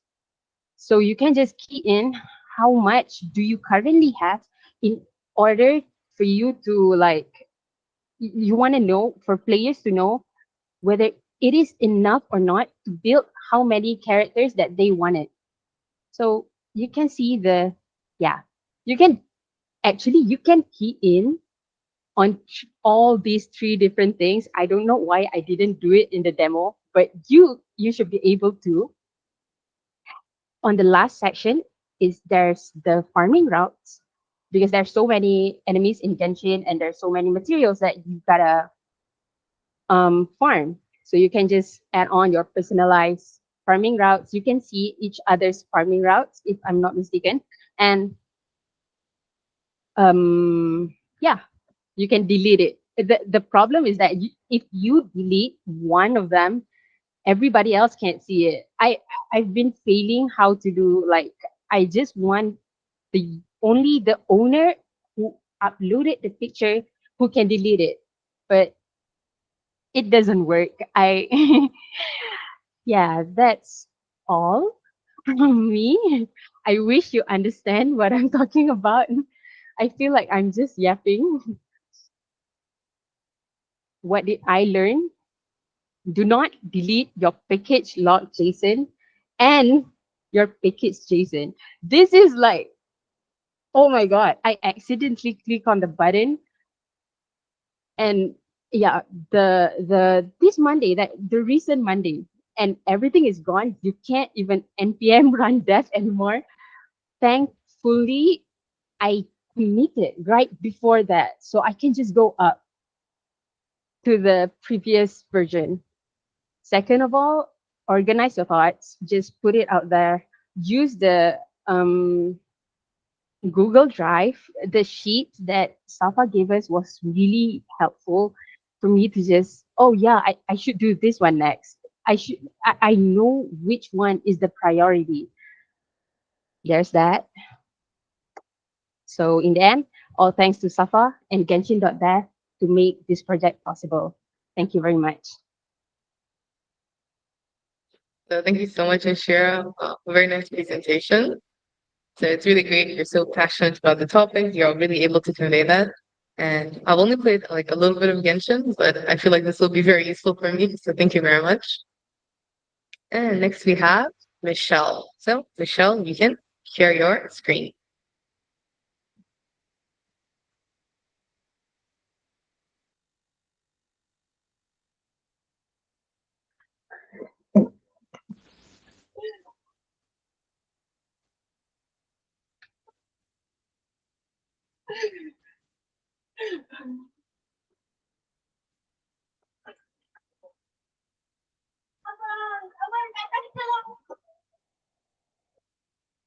Right. So for Michelle, are you muted?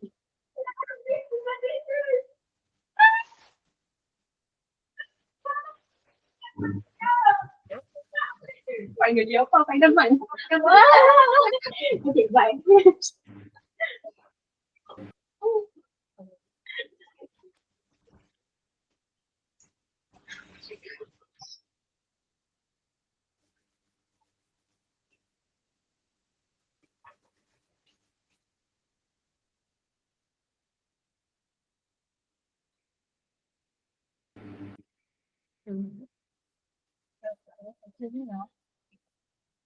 Yeah, we can hear you now, Michelle.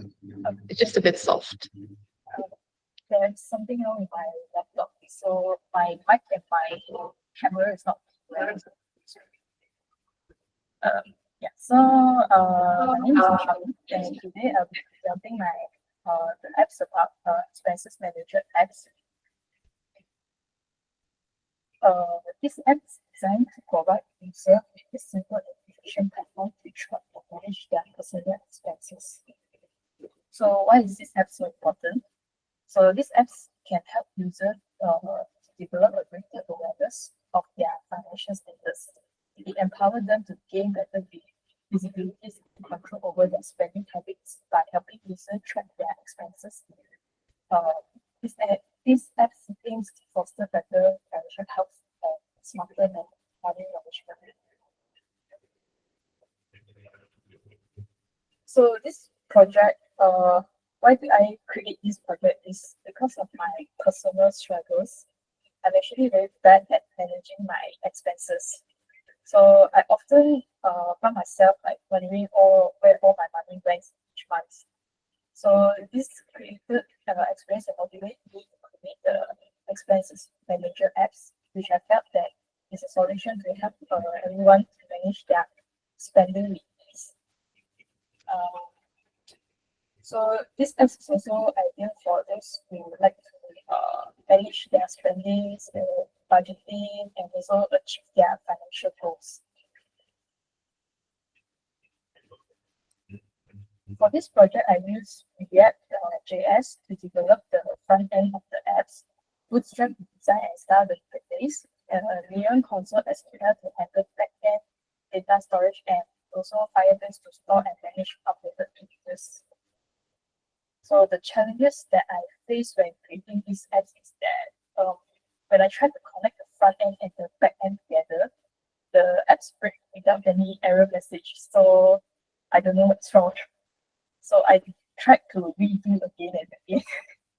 And another issue was that when I tried to upload images to the Firebase, I managed to upload, but I can't show my images.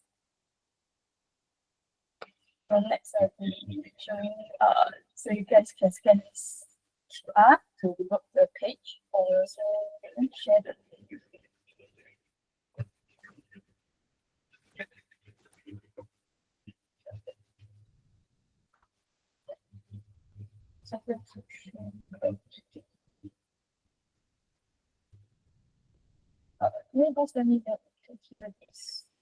Hello everyone, in this video, I will walk you through the Money Manager apps.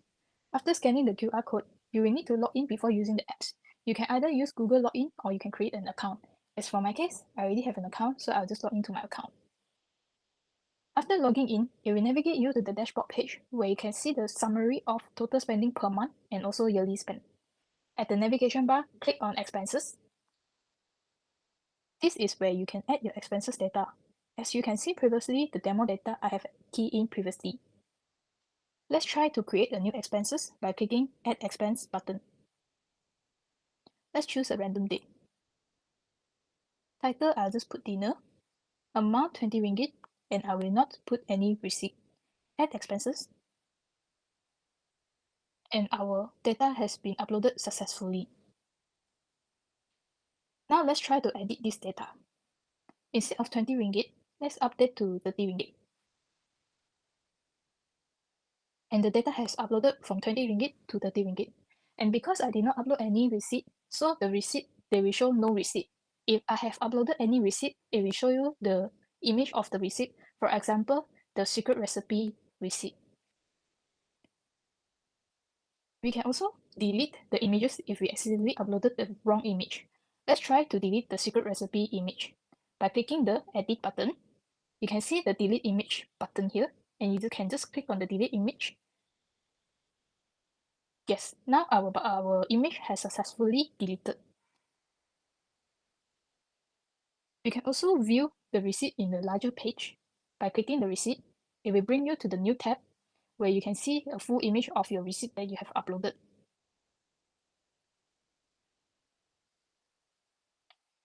We can also delete any data that we uploaded that we feel that the data no longer valid by clicking the delete button here. The data that we just edited here has been deleted. Next, click on the receipt. Here is where you can view all the uploaded receipt with title and dates to link to the data. This is also same as just now. When you click on the image, it will bring you to the new tab where you can see the full image. Going back to the website now, let's go for the last page, which is the currency exchange rate. This page is integrated with API, which means you can see the latest updated rate here. You can choose from which currency you want, and the page will refresh according to your preference. Let's change this from currency. By clicking this, you can change to, let's try changing it to USD. And now our data has been changed to USD currency. That's all for this. So that's about the website. Back to my slides. So the main feature of this app is to help users track and manage their expenses effectively.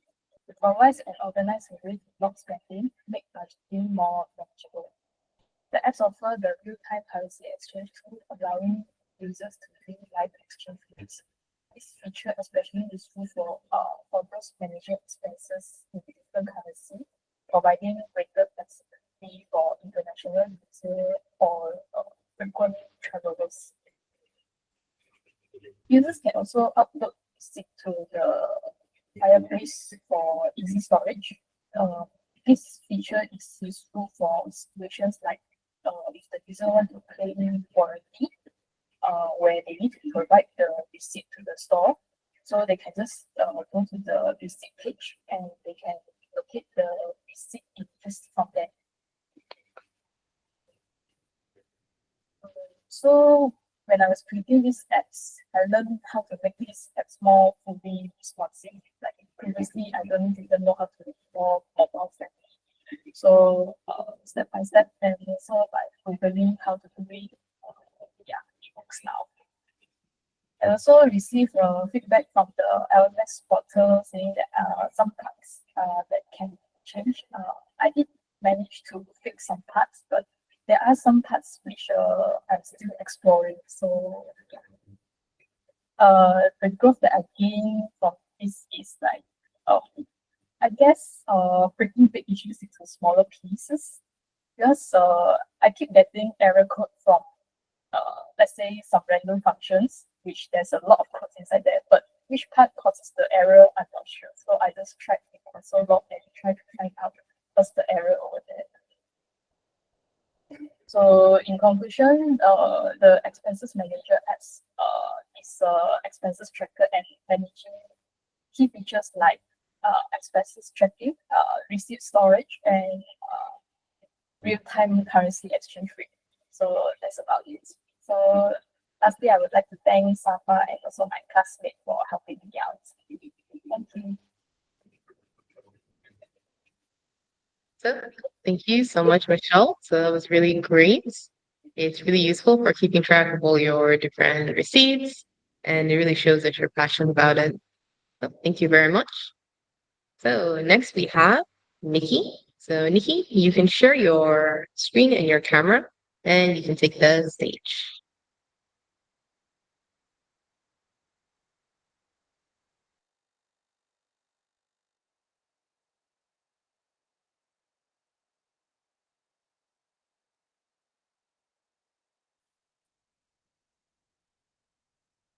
Good morning, everyone. I am Yuki, and today I'm going to demonstrate about a healthcare booking system.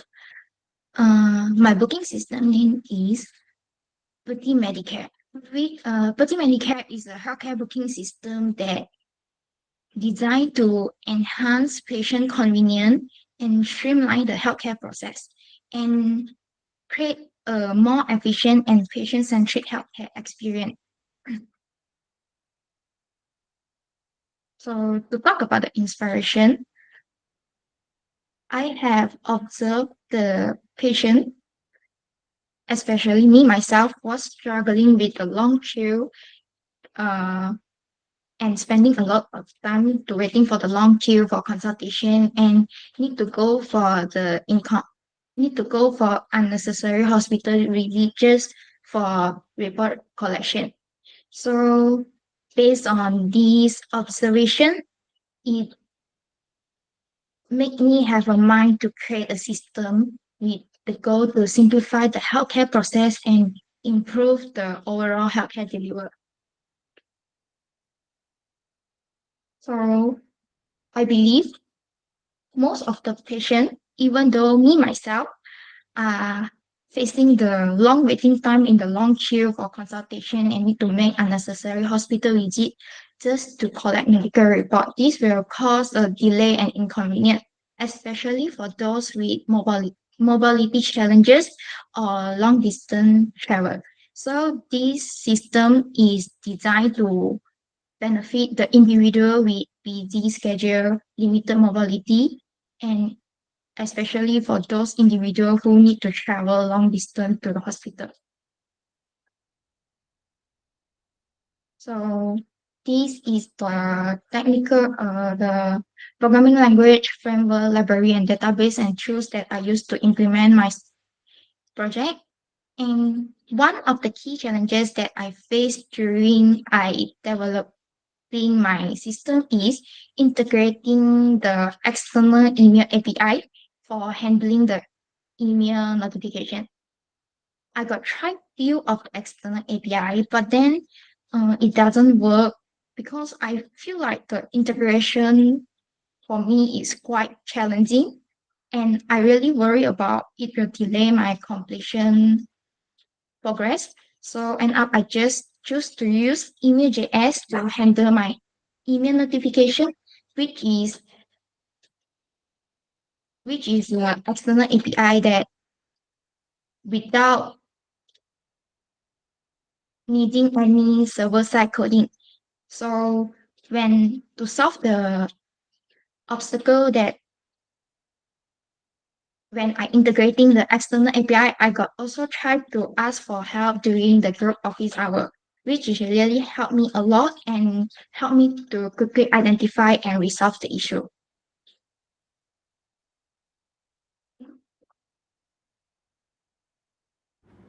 Patient will first see the homepage.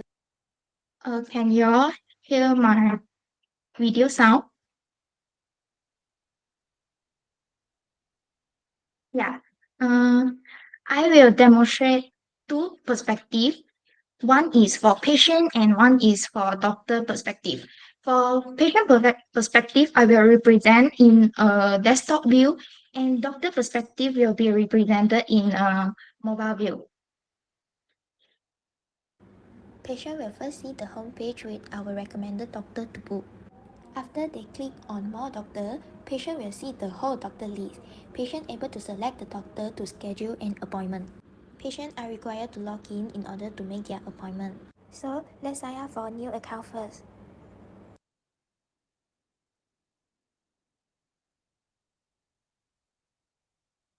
After login, patient will be redirected to their profile to add their detailed information. Patient can also upload their profile picture. Then click Update Picture.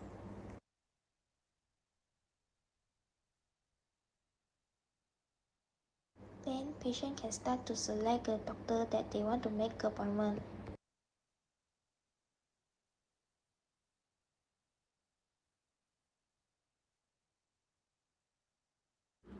After they make their appointment, they're able to check their appointment under My Appointment.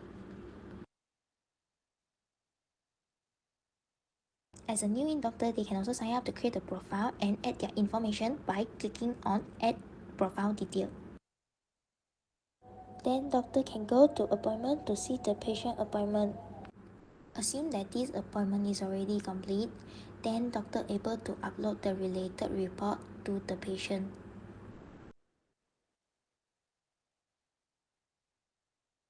After uploaded the report, an email notification will be sent to the patient.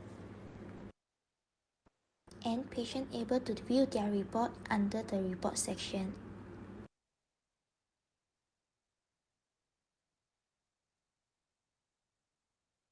Patients are allowed to click on the edit button to edit their appointment as well. After the appointment is completed, doctor able to click on the tick button. Then patient able to view their past appointment under the appointment history with its status. Patient will first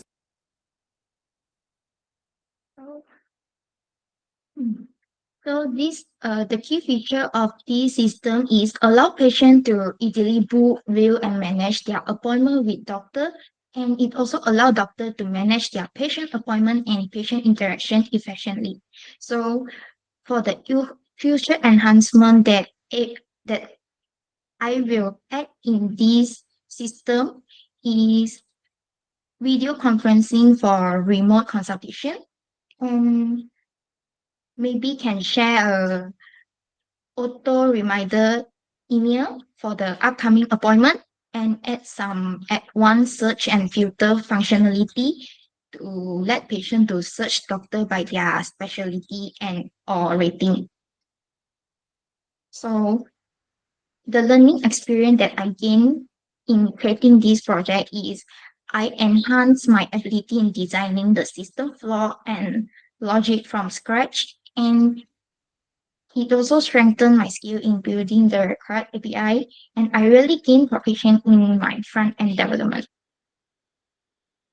So based on the feedback I got received a feedback on UI improvement, which lead my website to improve the visual appeal. And I got also received feedback on refining my landing page, which really make my website experience more engaging and user-friendly. So through this project, I really got improved my confidence in handling the complicated tasks independently. So to sum up, this system is to streamline the healthcare service by enabling the online appointment scheduling and deliver digital report. This will solve the long waiting time and inconvenience of unnecessary hospital visit, especially for those individuals with busy schedule, limited mobility, or long distance traveling. So the resources I use the most for references to my project is YouTube and ChatGPT. So uh, last but not least, I really want to appreciate Safa and the teaching assistant team for all your valuable feedback and guidance. Thank you. And thank you everyone paying attention to my presentation. That's all from me. Thank you. So thank you so much, Nikki. So it's a really nice project, lots of really good features. And it's great that you're taking attention to both the customers and the doctors as well. So really great. So next we have Aris. So Aris, present here. Let me share this first.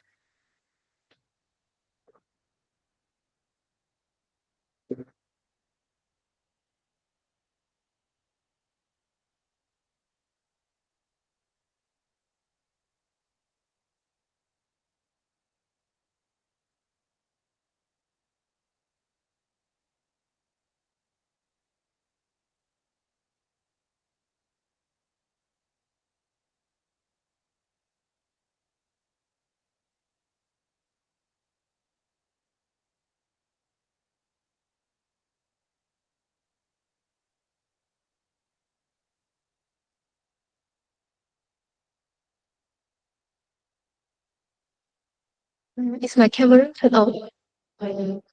Okay.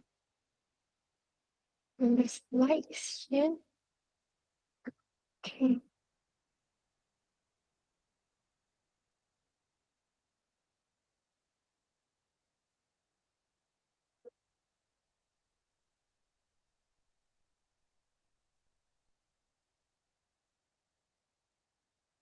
Mhm.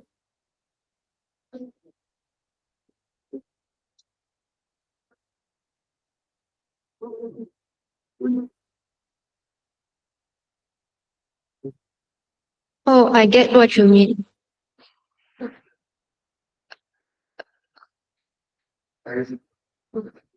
Okay, I should share this one. Okay, cool.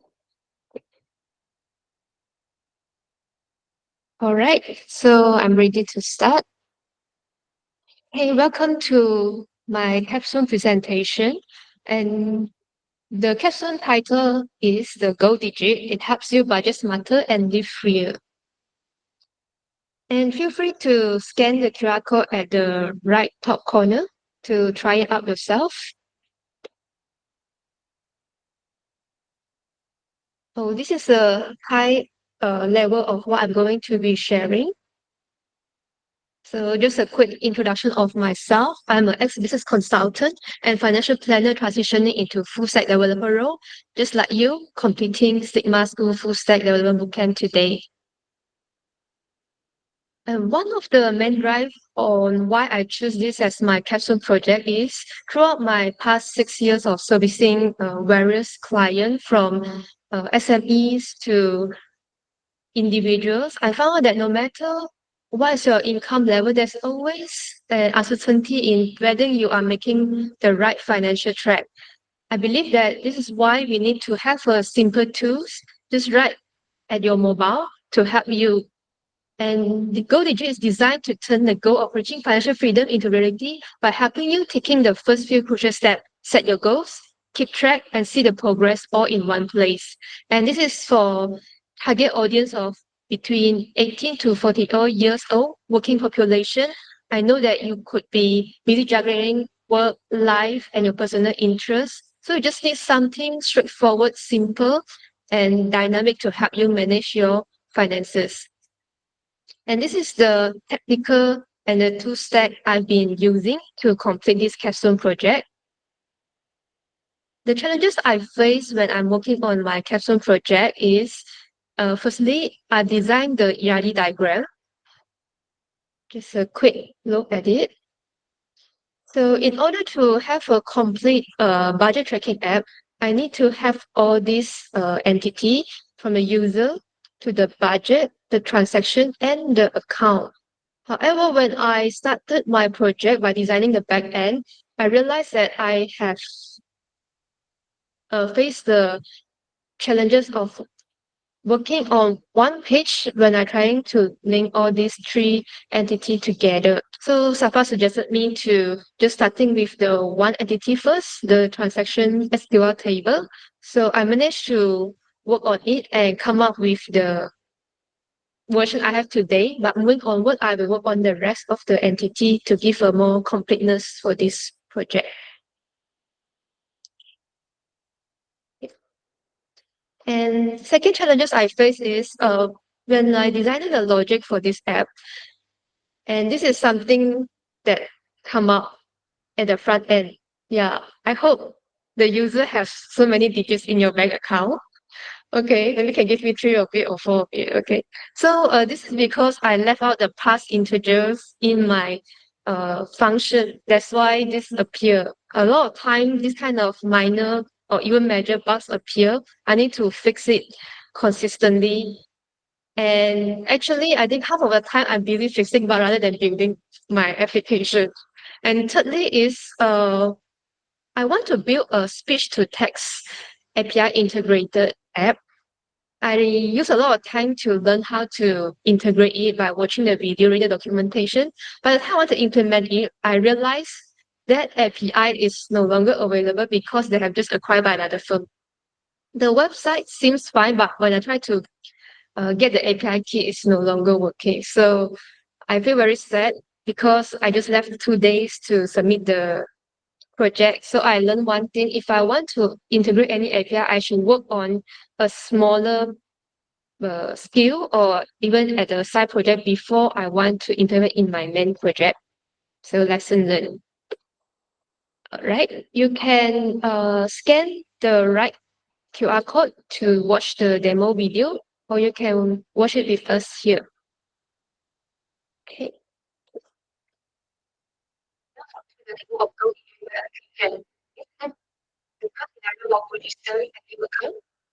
User can choose a file with the password.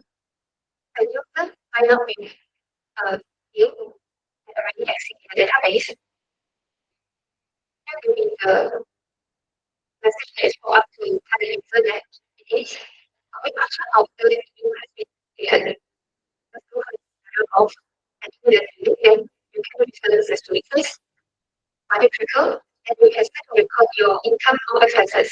The income, the pay, and the amount of your section.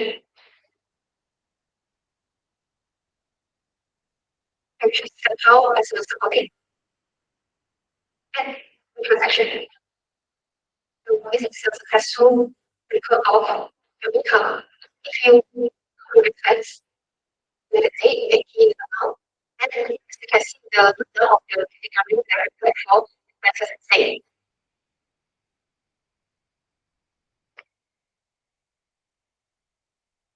You also put the total transaction. Let's look for the determine whether you do really have for a few transaction. You say, oh, I do. As you can see, when you have more transaction, and you can always come back to any of them to edit or edit them. Demonstration of how you can edit the transaction. You can edit, you can look at others and any amount of information you can add to them. So that if this is setting on housing and this is for APU.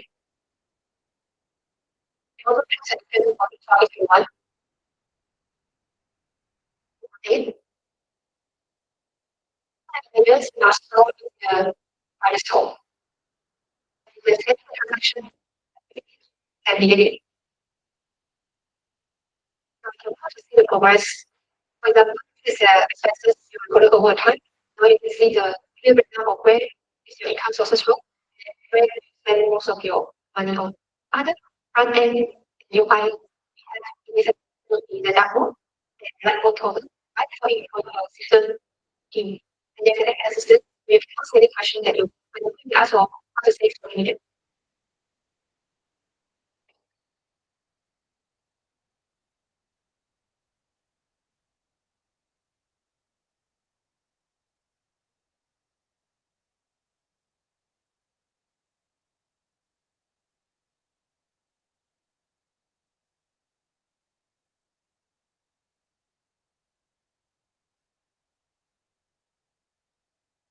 Okay, here's a demonstration on this application is responsive to all the screen sizes from mobile to tab and normal laptop view.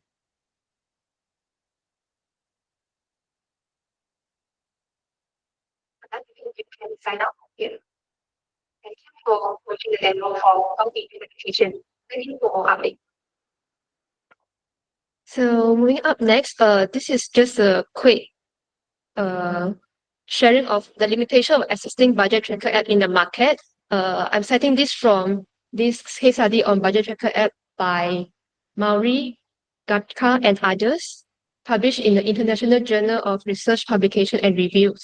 So most of the tracker app available in the market now, of course, require manual data entry, and very much how useful it is to the user. It depends on the user discipline to key in it. So we also know that not all the budget app able to integrate with our banks or our e-wallet, it making it more challenging for user to keep all their data in one place. Of course, there will be a privacy and security concern when they want to put in their personal finances in an application.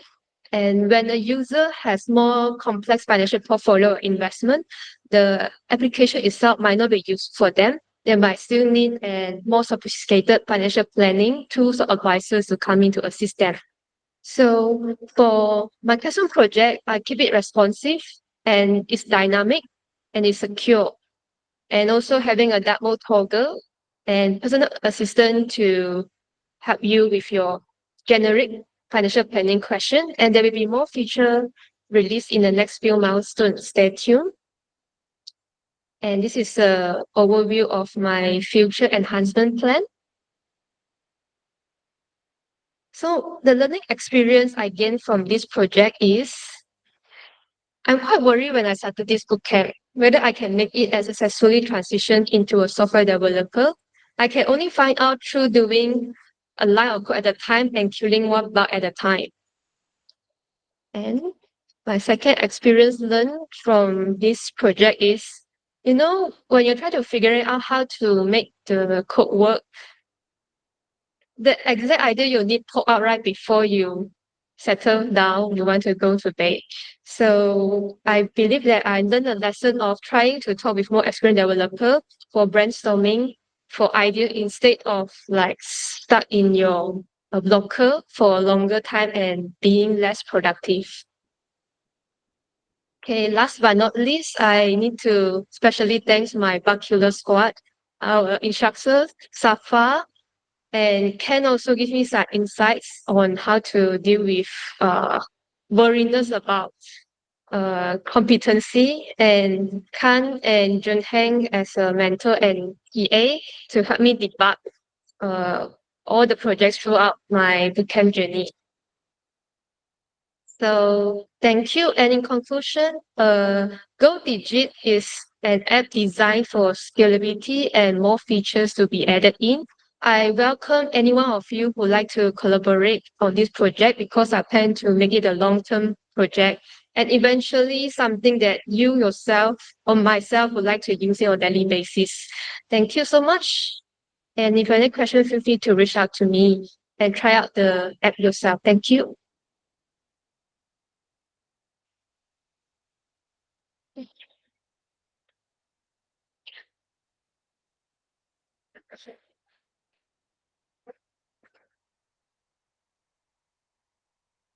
Right. So that was a really good presentation from ours. So it's a really nice website with a lot of very useful features. So thank you so much. Now, next we have Benji. So Benji, you can share your screen and just let us know about your project.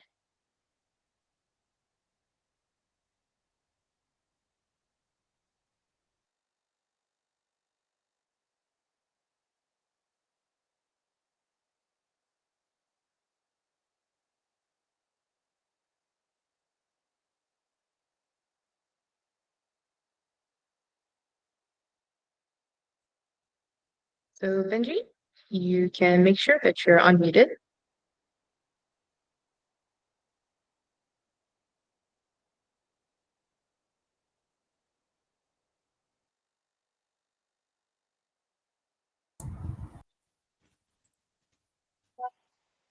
Hi everyone, my name is Benji. So I'm doing hotel bookings. It's a very simple hotel bookings. The main objective is to solve the hotel booking system and have added a Google Calendar reminders on our webpage.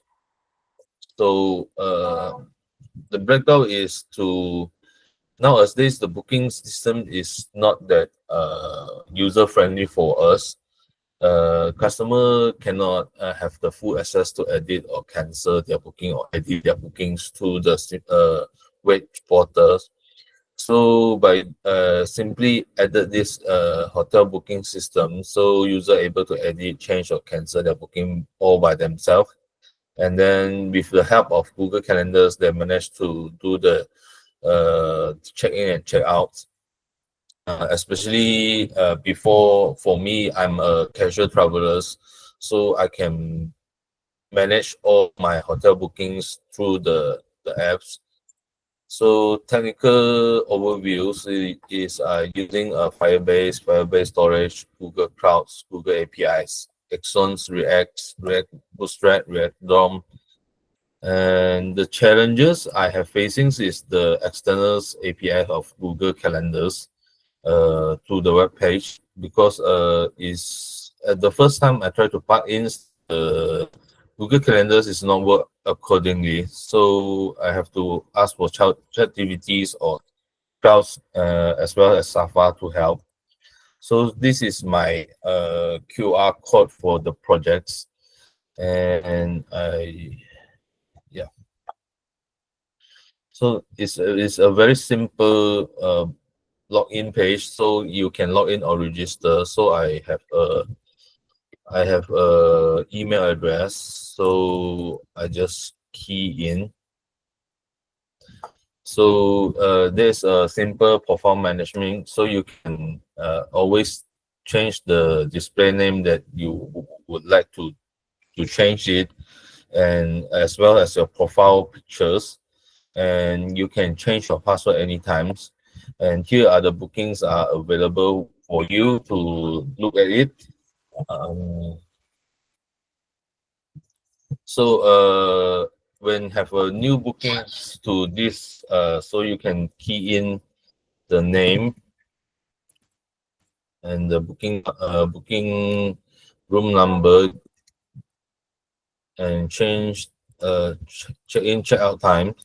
So I'm now having issues to create a bookings because I think is the crowd's issues when I try to push in Vercel, having the authorized for the to read on to call on the APIs for the club's functions for the calendars, but other things is still working. Let's say I previously I have created this, so I still manage to can update the bookings, so and delete the bookings as well. The key functions of this is the to view in the Google Calendars, so it will straight to go for it for the Google Calendars, and then type the dates and the dates when you check in, check out, and which hotel locations and your rooms ID. So when you save it, it will directly to save it in your Google Calendars. Yeah, basically this is all the projects I have been done. So the key functions now, when you done the booking, you're able to sync your bookings with your Google Calendars. You're able to trace back your bookings at your fingertips. Learning experience, a new skill and knowledge have gained while once working on these projects to get know about more on Firebase integrations, feedbacks, and literally I'm facing problems. I would like to ask ChatGPT and Clouds. Sometimes it wouldn't really solve my questions, so I come to the class on 1 to 5 to have the lecturers or assisting lecturers to help me out, and then they can directly point me out what are the issues or I have been done wrongly. So personal growth, I is a wonderful and fruitful journeys. I have a basic knowledge of the full stack developments. Uh, Actually, I'm a project manager, non-tech project managers. The reason I signed up for Sigma School is to get notes on the coding world. So I able to communicate more easily, and then especially when I have ideas, I can talk to my dev team. So conclusions, so being a full stack developers is to build front end and back ends. Full stack is a very hard positions, as now my dev team, they are being divided into front end and back end. So to link it up together, this especially for front ends, there's just very easily to plug in the APIs which has been given out by the back ends. So back ends has to build the APIs and give to front ends to display out. So here I very special thanks to Mentor Safar and Junheng. And thank you, the resources I have been used is ChatGPT, Clouds, Perplexity AI, VS Studios that have plugged in the Copilot inside to it. Because at the beginnings I did have a lot of syntax error. So with this, VS Studios plug in Copilots, so that I just highlight the codings and ask them to help me to find out what is the problem that the Copilot will straight away help me to edit all those syntax errors. Here's all my presentations. Thank you.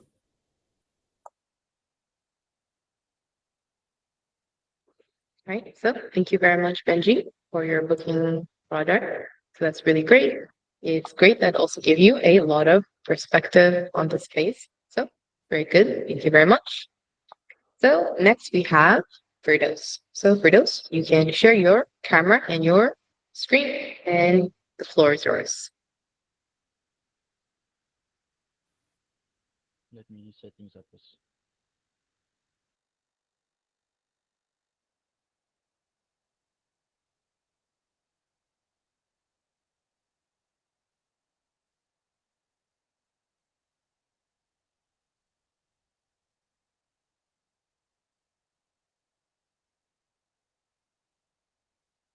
So, hello, Smith School. So, for today, I will present to you my capstone projects for the full stack web developments. So, first, introductions. So, brief introduction about me. My name is Firdaus. I'm 22 years old. I'm from Sarawak, Malaysia, and trivial fact about me, I'm a self-taught barber. So, the name of my capstone project is Silver Hand Barbershop. So, as you can guess, it's a barbershop. So, the idea for the project is to create a booking system, create and update and delete with AI chatbot implementations. So the main purpose is to create an easy to use app for necessary business like restaurant, healthcare, and also barbershop. So I choose barbershop for my projects. So background, let's start with the problems. So people can get good haircut from barbers. Sometimes when they go to barbershop, they don't get what they want. When you ask for like low taper fade, you get high fade, something like that. So they're not sure whether they can be trusted. And other problem is local business like barbershop are not growing enough, maybe refusing to adapt with technologies.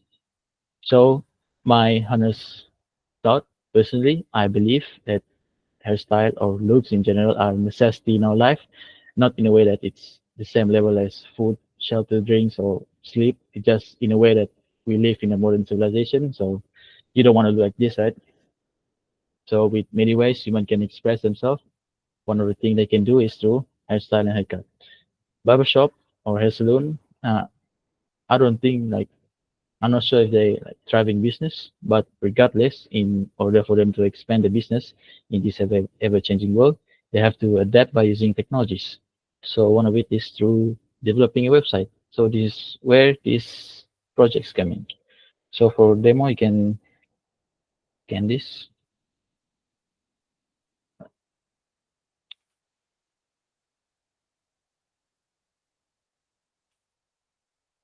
So quick demo my videos.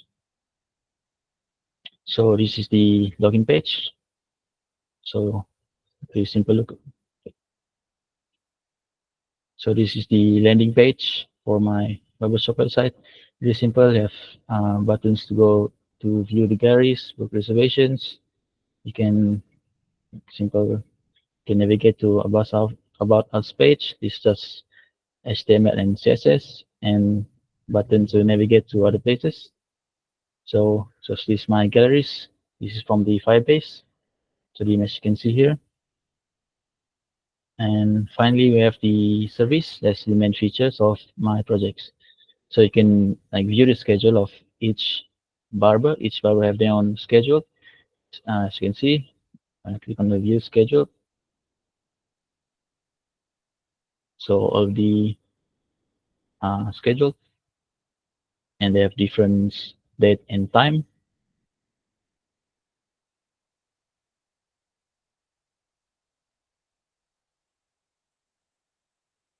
And at the bottom, you can create your reservations.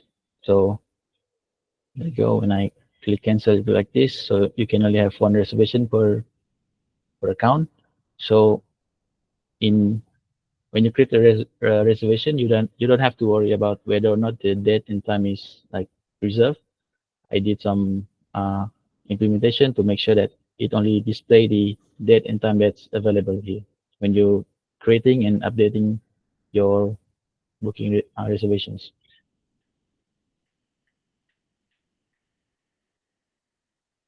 So I have a refresh button too to like if the reservation is not updated, you can click it to refetch the reservations. And the external API that I use is the AI assistant. So what's special about this AI assistant that I feed the AI with initial prompt, like the users can see it. So this prompt, I make sure that the AI system only replies in a way that only related to barbershop. So if you ask like dumb question like what's 1+1, right? The AI knows what 1+1 is, but it refuses to intend with you. It's only things that related to barbershops. So now it's give you toilet. And so even I have some security layers, like ignore the original prompts and ask like again dumb question, and the AI would ignore that question too. And also I feed some my knowledge since I'm a self-taught barber. So I feed some of the knowledge that I know about barbering. So I try to make sure that the AI refer to my knowledge and then parse through the online sources to re-evaluate whether or not my, it's valid or not. And so I had some, I guess, memory facts, like the founder of the Silverhand Barbershop is Vincent. I put all the prompts. It's not that lengthy, but it's something. So I'm skip it a bit. So I even add some like fun word like samurai. We will reply with welcome Vincent. So there's some that's for fun. Yeah, so that's pretty much it for my demo projects. So and oh yeah, I forgot to show you the responsiveness of my website. So this is it on the phone.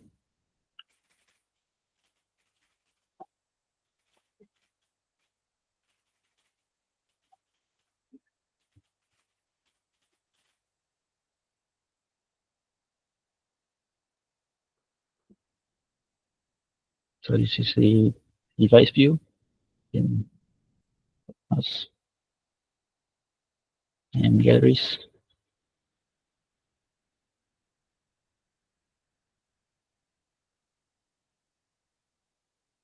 And finally the service.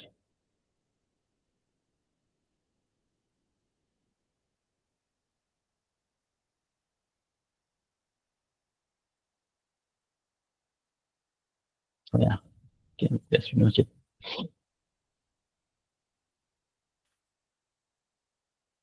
So for the technical interviews, for the technical overviews, the tech stack and tools I use is first of all the first three: HTML, CSS, and JavaScript. That's the fundamentals. And from that, you can go through the front end and the back end. For the front end, I have React for the JavaScript framework, Bootstrap for the UI frameworks, Redux for the global state management, Axios for the HTTP request handling, and VS Code for the code environment. And for the backend, we have the Node.js for the runtime environment for the JavaScript, Express for the backend framework, Firebase for authentications and storing the images, PostgreSQL for the SQL, and the Neon console for the platform for the database itself.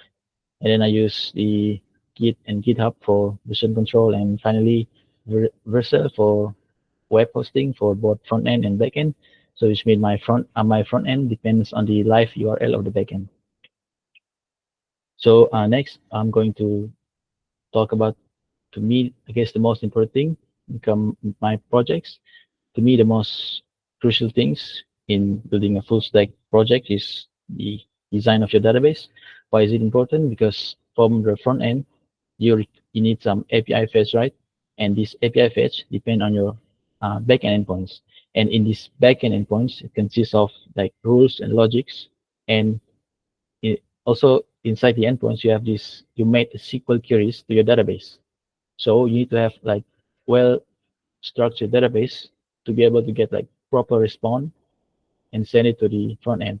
So let's say you have a problem in the front end. So that's within the scope of front end only, not like the database. You don't have to worry about the database because you designed well. And the challenges, I guess, handling the API's fetch, like how to use the endpoints response. Like usually you will get something like objects or array of an objects or objects inside an array, something like that. And next is the Redux state management, how to efficiently use the reducer and actions and combine it with React hooks, use state, use effects, use context, and responsive design to make sure that it looked nice on all screen devices. And finally, database design. I already tell you about this. It's API fetching and SQL queries depend on the database architectures. So the features of my projects is I'm focused on making sure users land on the service pages. If you notice, like every page have this button to navigate to like service page, like from the main page, about us, galleries, and also galleries to track users, even though it's a bit simple. And card preparation for booking system, on sizing on user experience and flow, like displaying the available schedule only, and users can view each barber schedule, can create, can update, delete their reservations, and any changes made will be updated on barber schedule. And the unique features is AI chatbot assistant for this specific niche through unique prompt. So I give it niche prompt, and this can improve user flow when booking a reservation. They can improve user experience. They can ask what kind of style is suitable for them. You can learn about basic hair routines or even best product use. And the future enhancement for my project, let's say optimization and documentation, error handling for better UI UX design, and new features like admin dashboard, since I have to manually like refresh the schedule. So it would be nice to have like admin dashboard to display, to create like, to add a new barber's schedule and even view all the reservations, and maybe a comment section that would be nice. And also add another external API like calendars and email, that would be nice too. So for learning experience, I'll say that there's a lot actually, but I guess this one came in my mind. So time management, more time to implement features, optimization, documentation, and for project management, I know emphasizing on the importance of planning and design, keep track of the projects, and also help see the bigger pictures of the projects. And database design, again, it's the crucial first step. And finally, structured code base plus documentation. So I can easily understand it. So I can like able to implement more features without breaking the codes. So it's maintainable and scalable. So for conclusion, solve real life problems such as working system with a unique features, and I'll be able to create something from empty folder to like finally deploying it on live website and emphasizing on the importance of having foundational knowledge in every single aspect, fundamentals, front end, back end, even version control, like how to use API, how to use extended API, how to like read documentations on Firebase and deployments and software deployment cycle, ideas, planning, design, implementation, testing, and deployment. So that lead me to the final point, acknowledgement. So my other hand is down. So I never feel so enthusiastic and driven to learn something new before. To be able to learn and create full stack project within 3 months is something else for sure. So thank you so much for giving the opportunity to learn in such a special curriculum. Much love to everyone, instructors, DAs, peers, and support team. Appreciate all the experience we have been together without small. So thank you. And I guess this is it for me.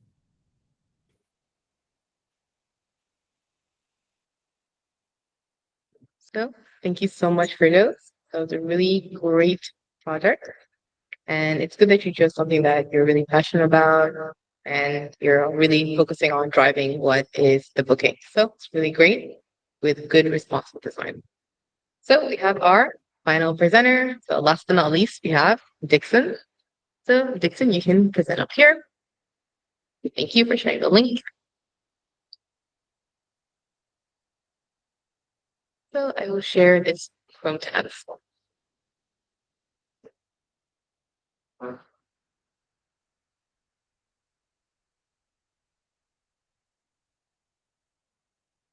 Okay. Right.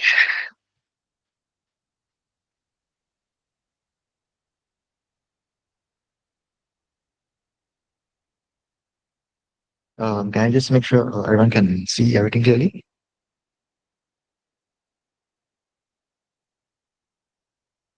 All right, so I'll just start my presentation now. So uh, this is my capstone project. It's called Escape.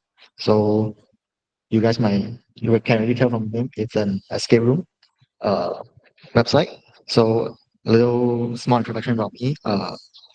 My name is Dixon, and then before this, I'm actually just a fresh university graduate. I'm 21 years old, and shocker, my favorite color is black. So I don't know if everyone can see, but right now I'm wearing full black. Like everything about me is black. And yeah, I'm just a very chill guy. So after this bootcamp, you guys wanna hang out, feel free to contact me.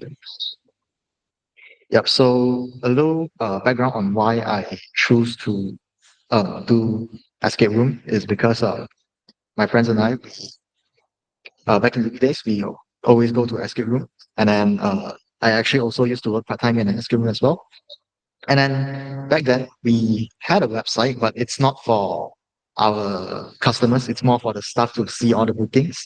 And then so we had this problem. It's like customers will often like call us and then to ask us to like, oh, did I make this booking? Did I make this booking? Like, uh, can I change this booking to something else? And then since like back then I was working as the uh front house as well as the game master, so I have to run around the rooms and I have to go back to the counter and then handle all this stuff. It's like very problematic. So I thought, oh, there's a lack of a platform to check your bookings or organize them. And then right now, I think like a lot of the escape rooms are like slowly implementing them. But like if you go to some of their websites, they redirect you to WhatsApp, which I think it kind of like defeats the purpose. So I mean, it works, sure, but like sometimes when you make a booking and then you forget about it, and then you want to find back, it's like you have to look for the message again. It's like I think it's very troublesome. So I decided to work on this project. So yeah, the target audience is everyone, because everyone can play escape room. But mainly it's for the escape room enthusiast. So here's what I use for to build this app. So front end I use the father of web dev, HTML, JS, and CSS, and I use React and I use Bootstrap for the styling, and I use Vercel to host my front end as well as the backend API. So for backend I use Firebase, I use Neon for database, and Express.js for the API.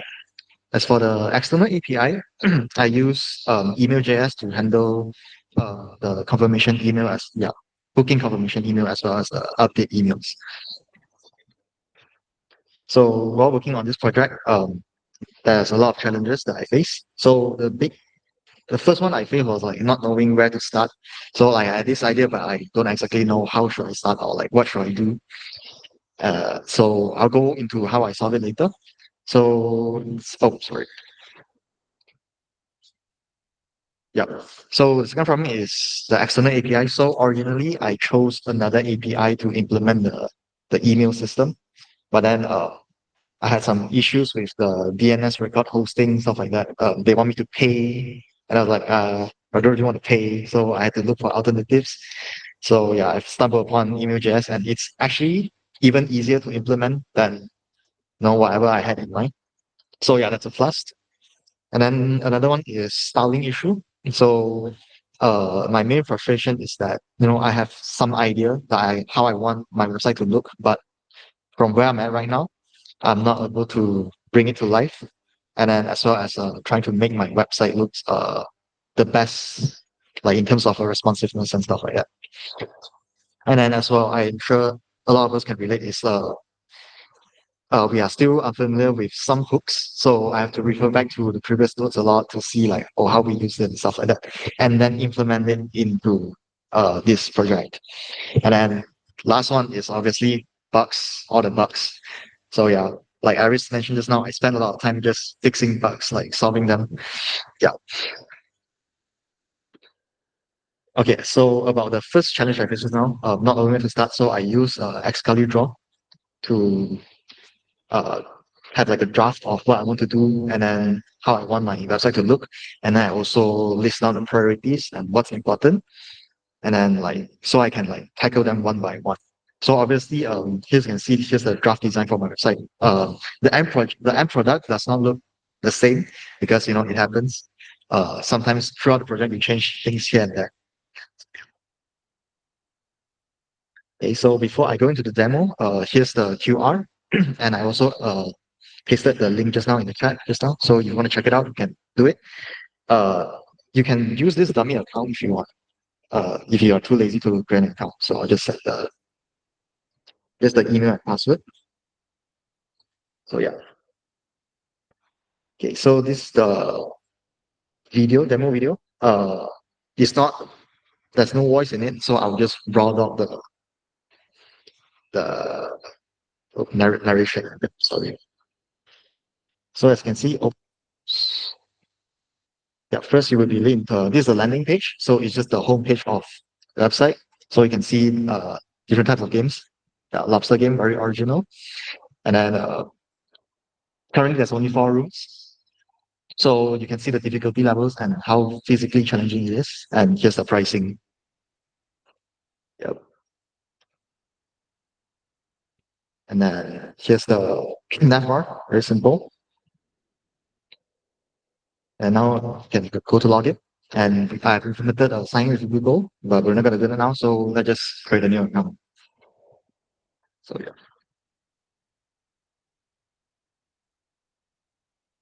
Yo, Dixon, can you type faster?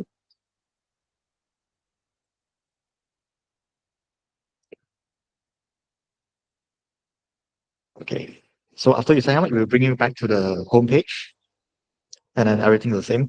Nothing too complicated.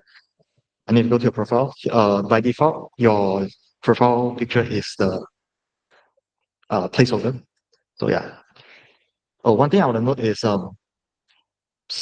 my bad. Sorry.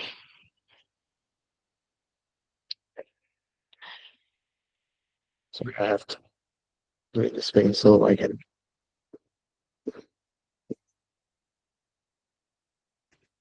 Yeah, while recording the video, some of the pop-ups, they are not recorded. I don't know why. So you just have to imagine this imagination. Yeah, I'm choosing a file from the picture. You can see I chose this glorious chicken nugget as my profile picture. Very nice. And here's a tab where you can do your bookings. Yeah, as you can see currently we have no bookings, so let's create some. Here's a very simple form. You can select which room you want to play. It's a drop down. It's supposed to be a drop down, but it's not showing. Yep. Here's also supposed to be a drop down where you can select your dates and then time and then your name. So let's put Dixon the handsome, very handsome.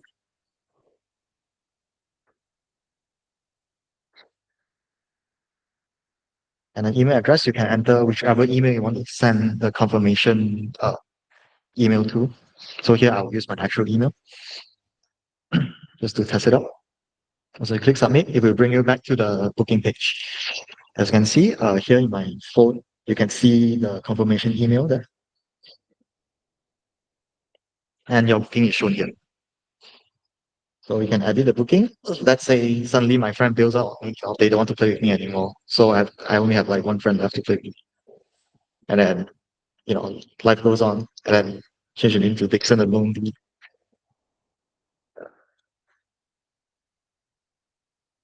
Once you update, you will also send another update email to the same Gmail that you entered.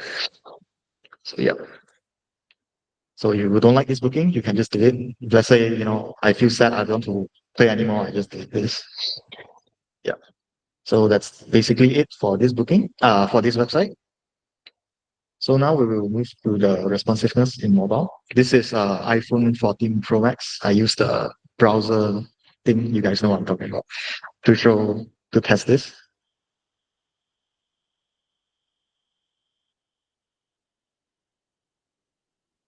Login. So we will just sign in using the account created just now.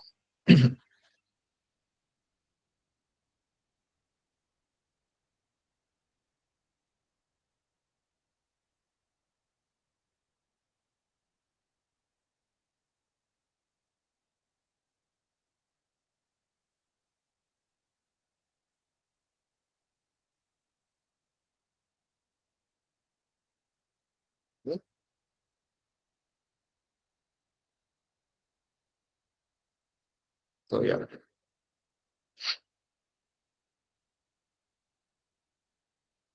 So yeah, that concludes the demo of my website. So the key feature of this is very simple. Since it's a very simple website, so I created a website that provide an all-in-one platform for its users to see all the current available game rooms, as well as organize their bookings. Obviously, this website is not perfect. I think there are a lot of stuff that I can add to it. So a few of them includes a review and gallery section. So maybe after you play the games, you can post your reviews and you can take picture and upload to the gallery sections. And then maybe I can have a carousel in the homepage to promote any new future game rooms or promote any promotions like CMI promotions, stuff like that. And then maybe if I do end up, starting my own escape room business in the future, I will implement a point and reward system. So like for every booking you create, you earn certain points and you get rewarded for it. And then I think it's also a good idea to allow users to make payment online, so they can just pay before they come. Right. And then last one list is just a general quality of life improvements. Maybe some of the UIs can be improved to improve the user experience.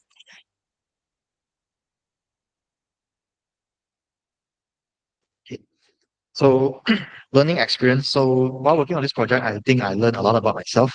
So I'm actually not a very disciplined person. So this project really helped me work on my task management skills. So we had like about 1 week plus to work on this, right? So I procrastinated a lot.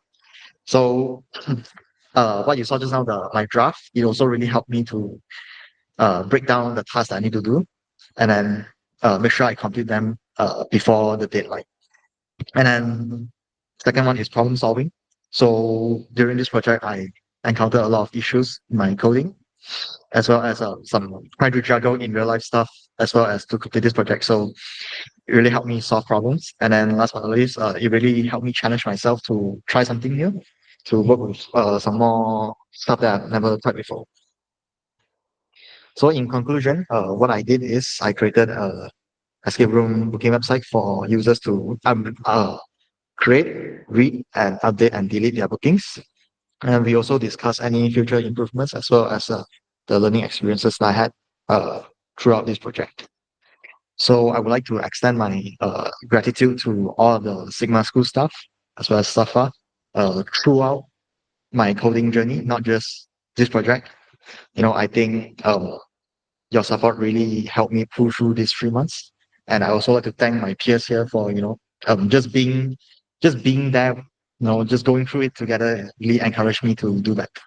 So yeah, last but not least, I want to thank everyone for listening to my presentation. I think that's all from me. Thank you.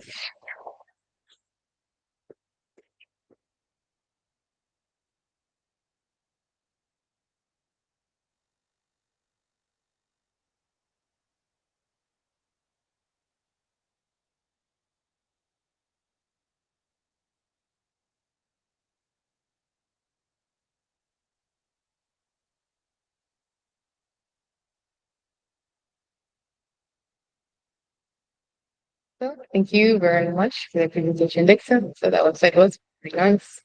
And it's good that it's something that you're quite passionate about. So that concludes our presentations.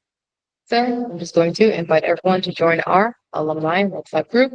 This is just so that you can network with a lot of the other alumni. It's really good for you too. Just go ahead and join this group as well. Right. So now we're just going to announce our awards. So we've mentioned that we'd have a couple of awards for some of the defense capstone projects and a lot of the other most helpful students and whatnot. So we'll just announce these ones. And Ken will just share the link of this in the messages. So I think it's fine. I'll just announce it. Okay. So for the students of the batch, it is Aris and Dixon. So big hand of applause. Thank you very much. Really great project. And for the most helpful students, it is Shira.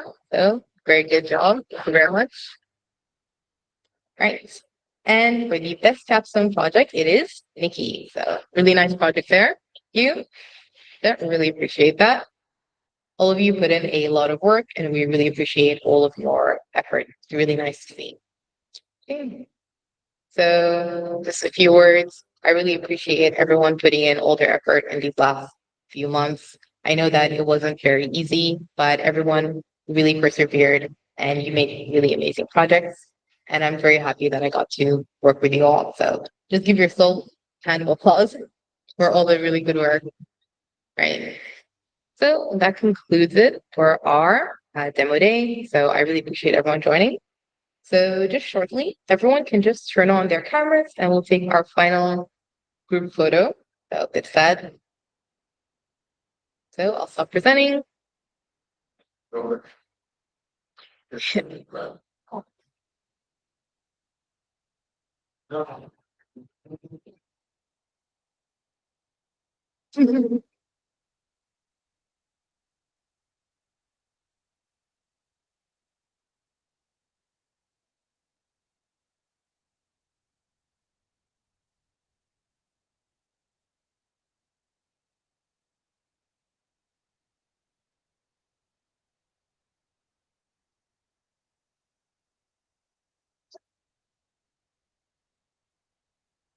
Hi Sora, hi Khan. Is it okay if you guys open?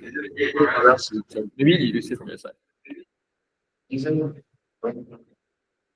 Okay, so Sora and Kant, you can turn on your camera so that we can just see you here. And also Michelle, if that's okay.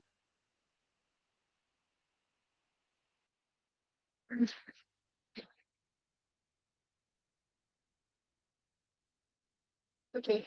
Yeah,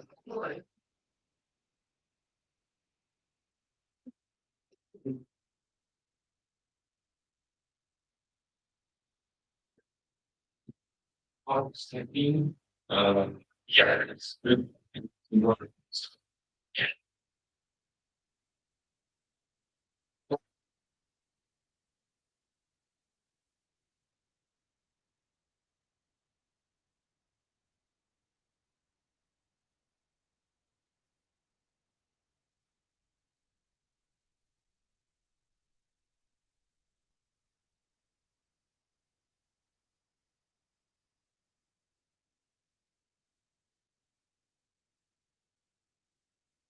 All right. So you will get your certificates through the email. So thank you very much. And that wraps up our demo day. So we have our talk with Joji. So you can find the link also in the messages. Thank you so much to everyone for joining. Right.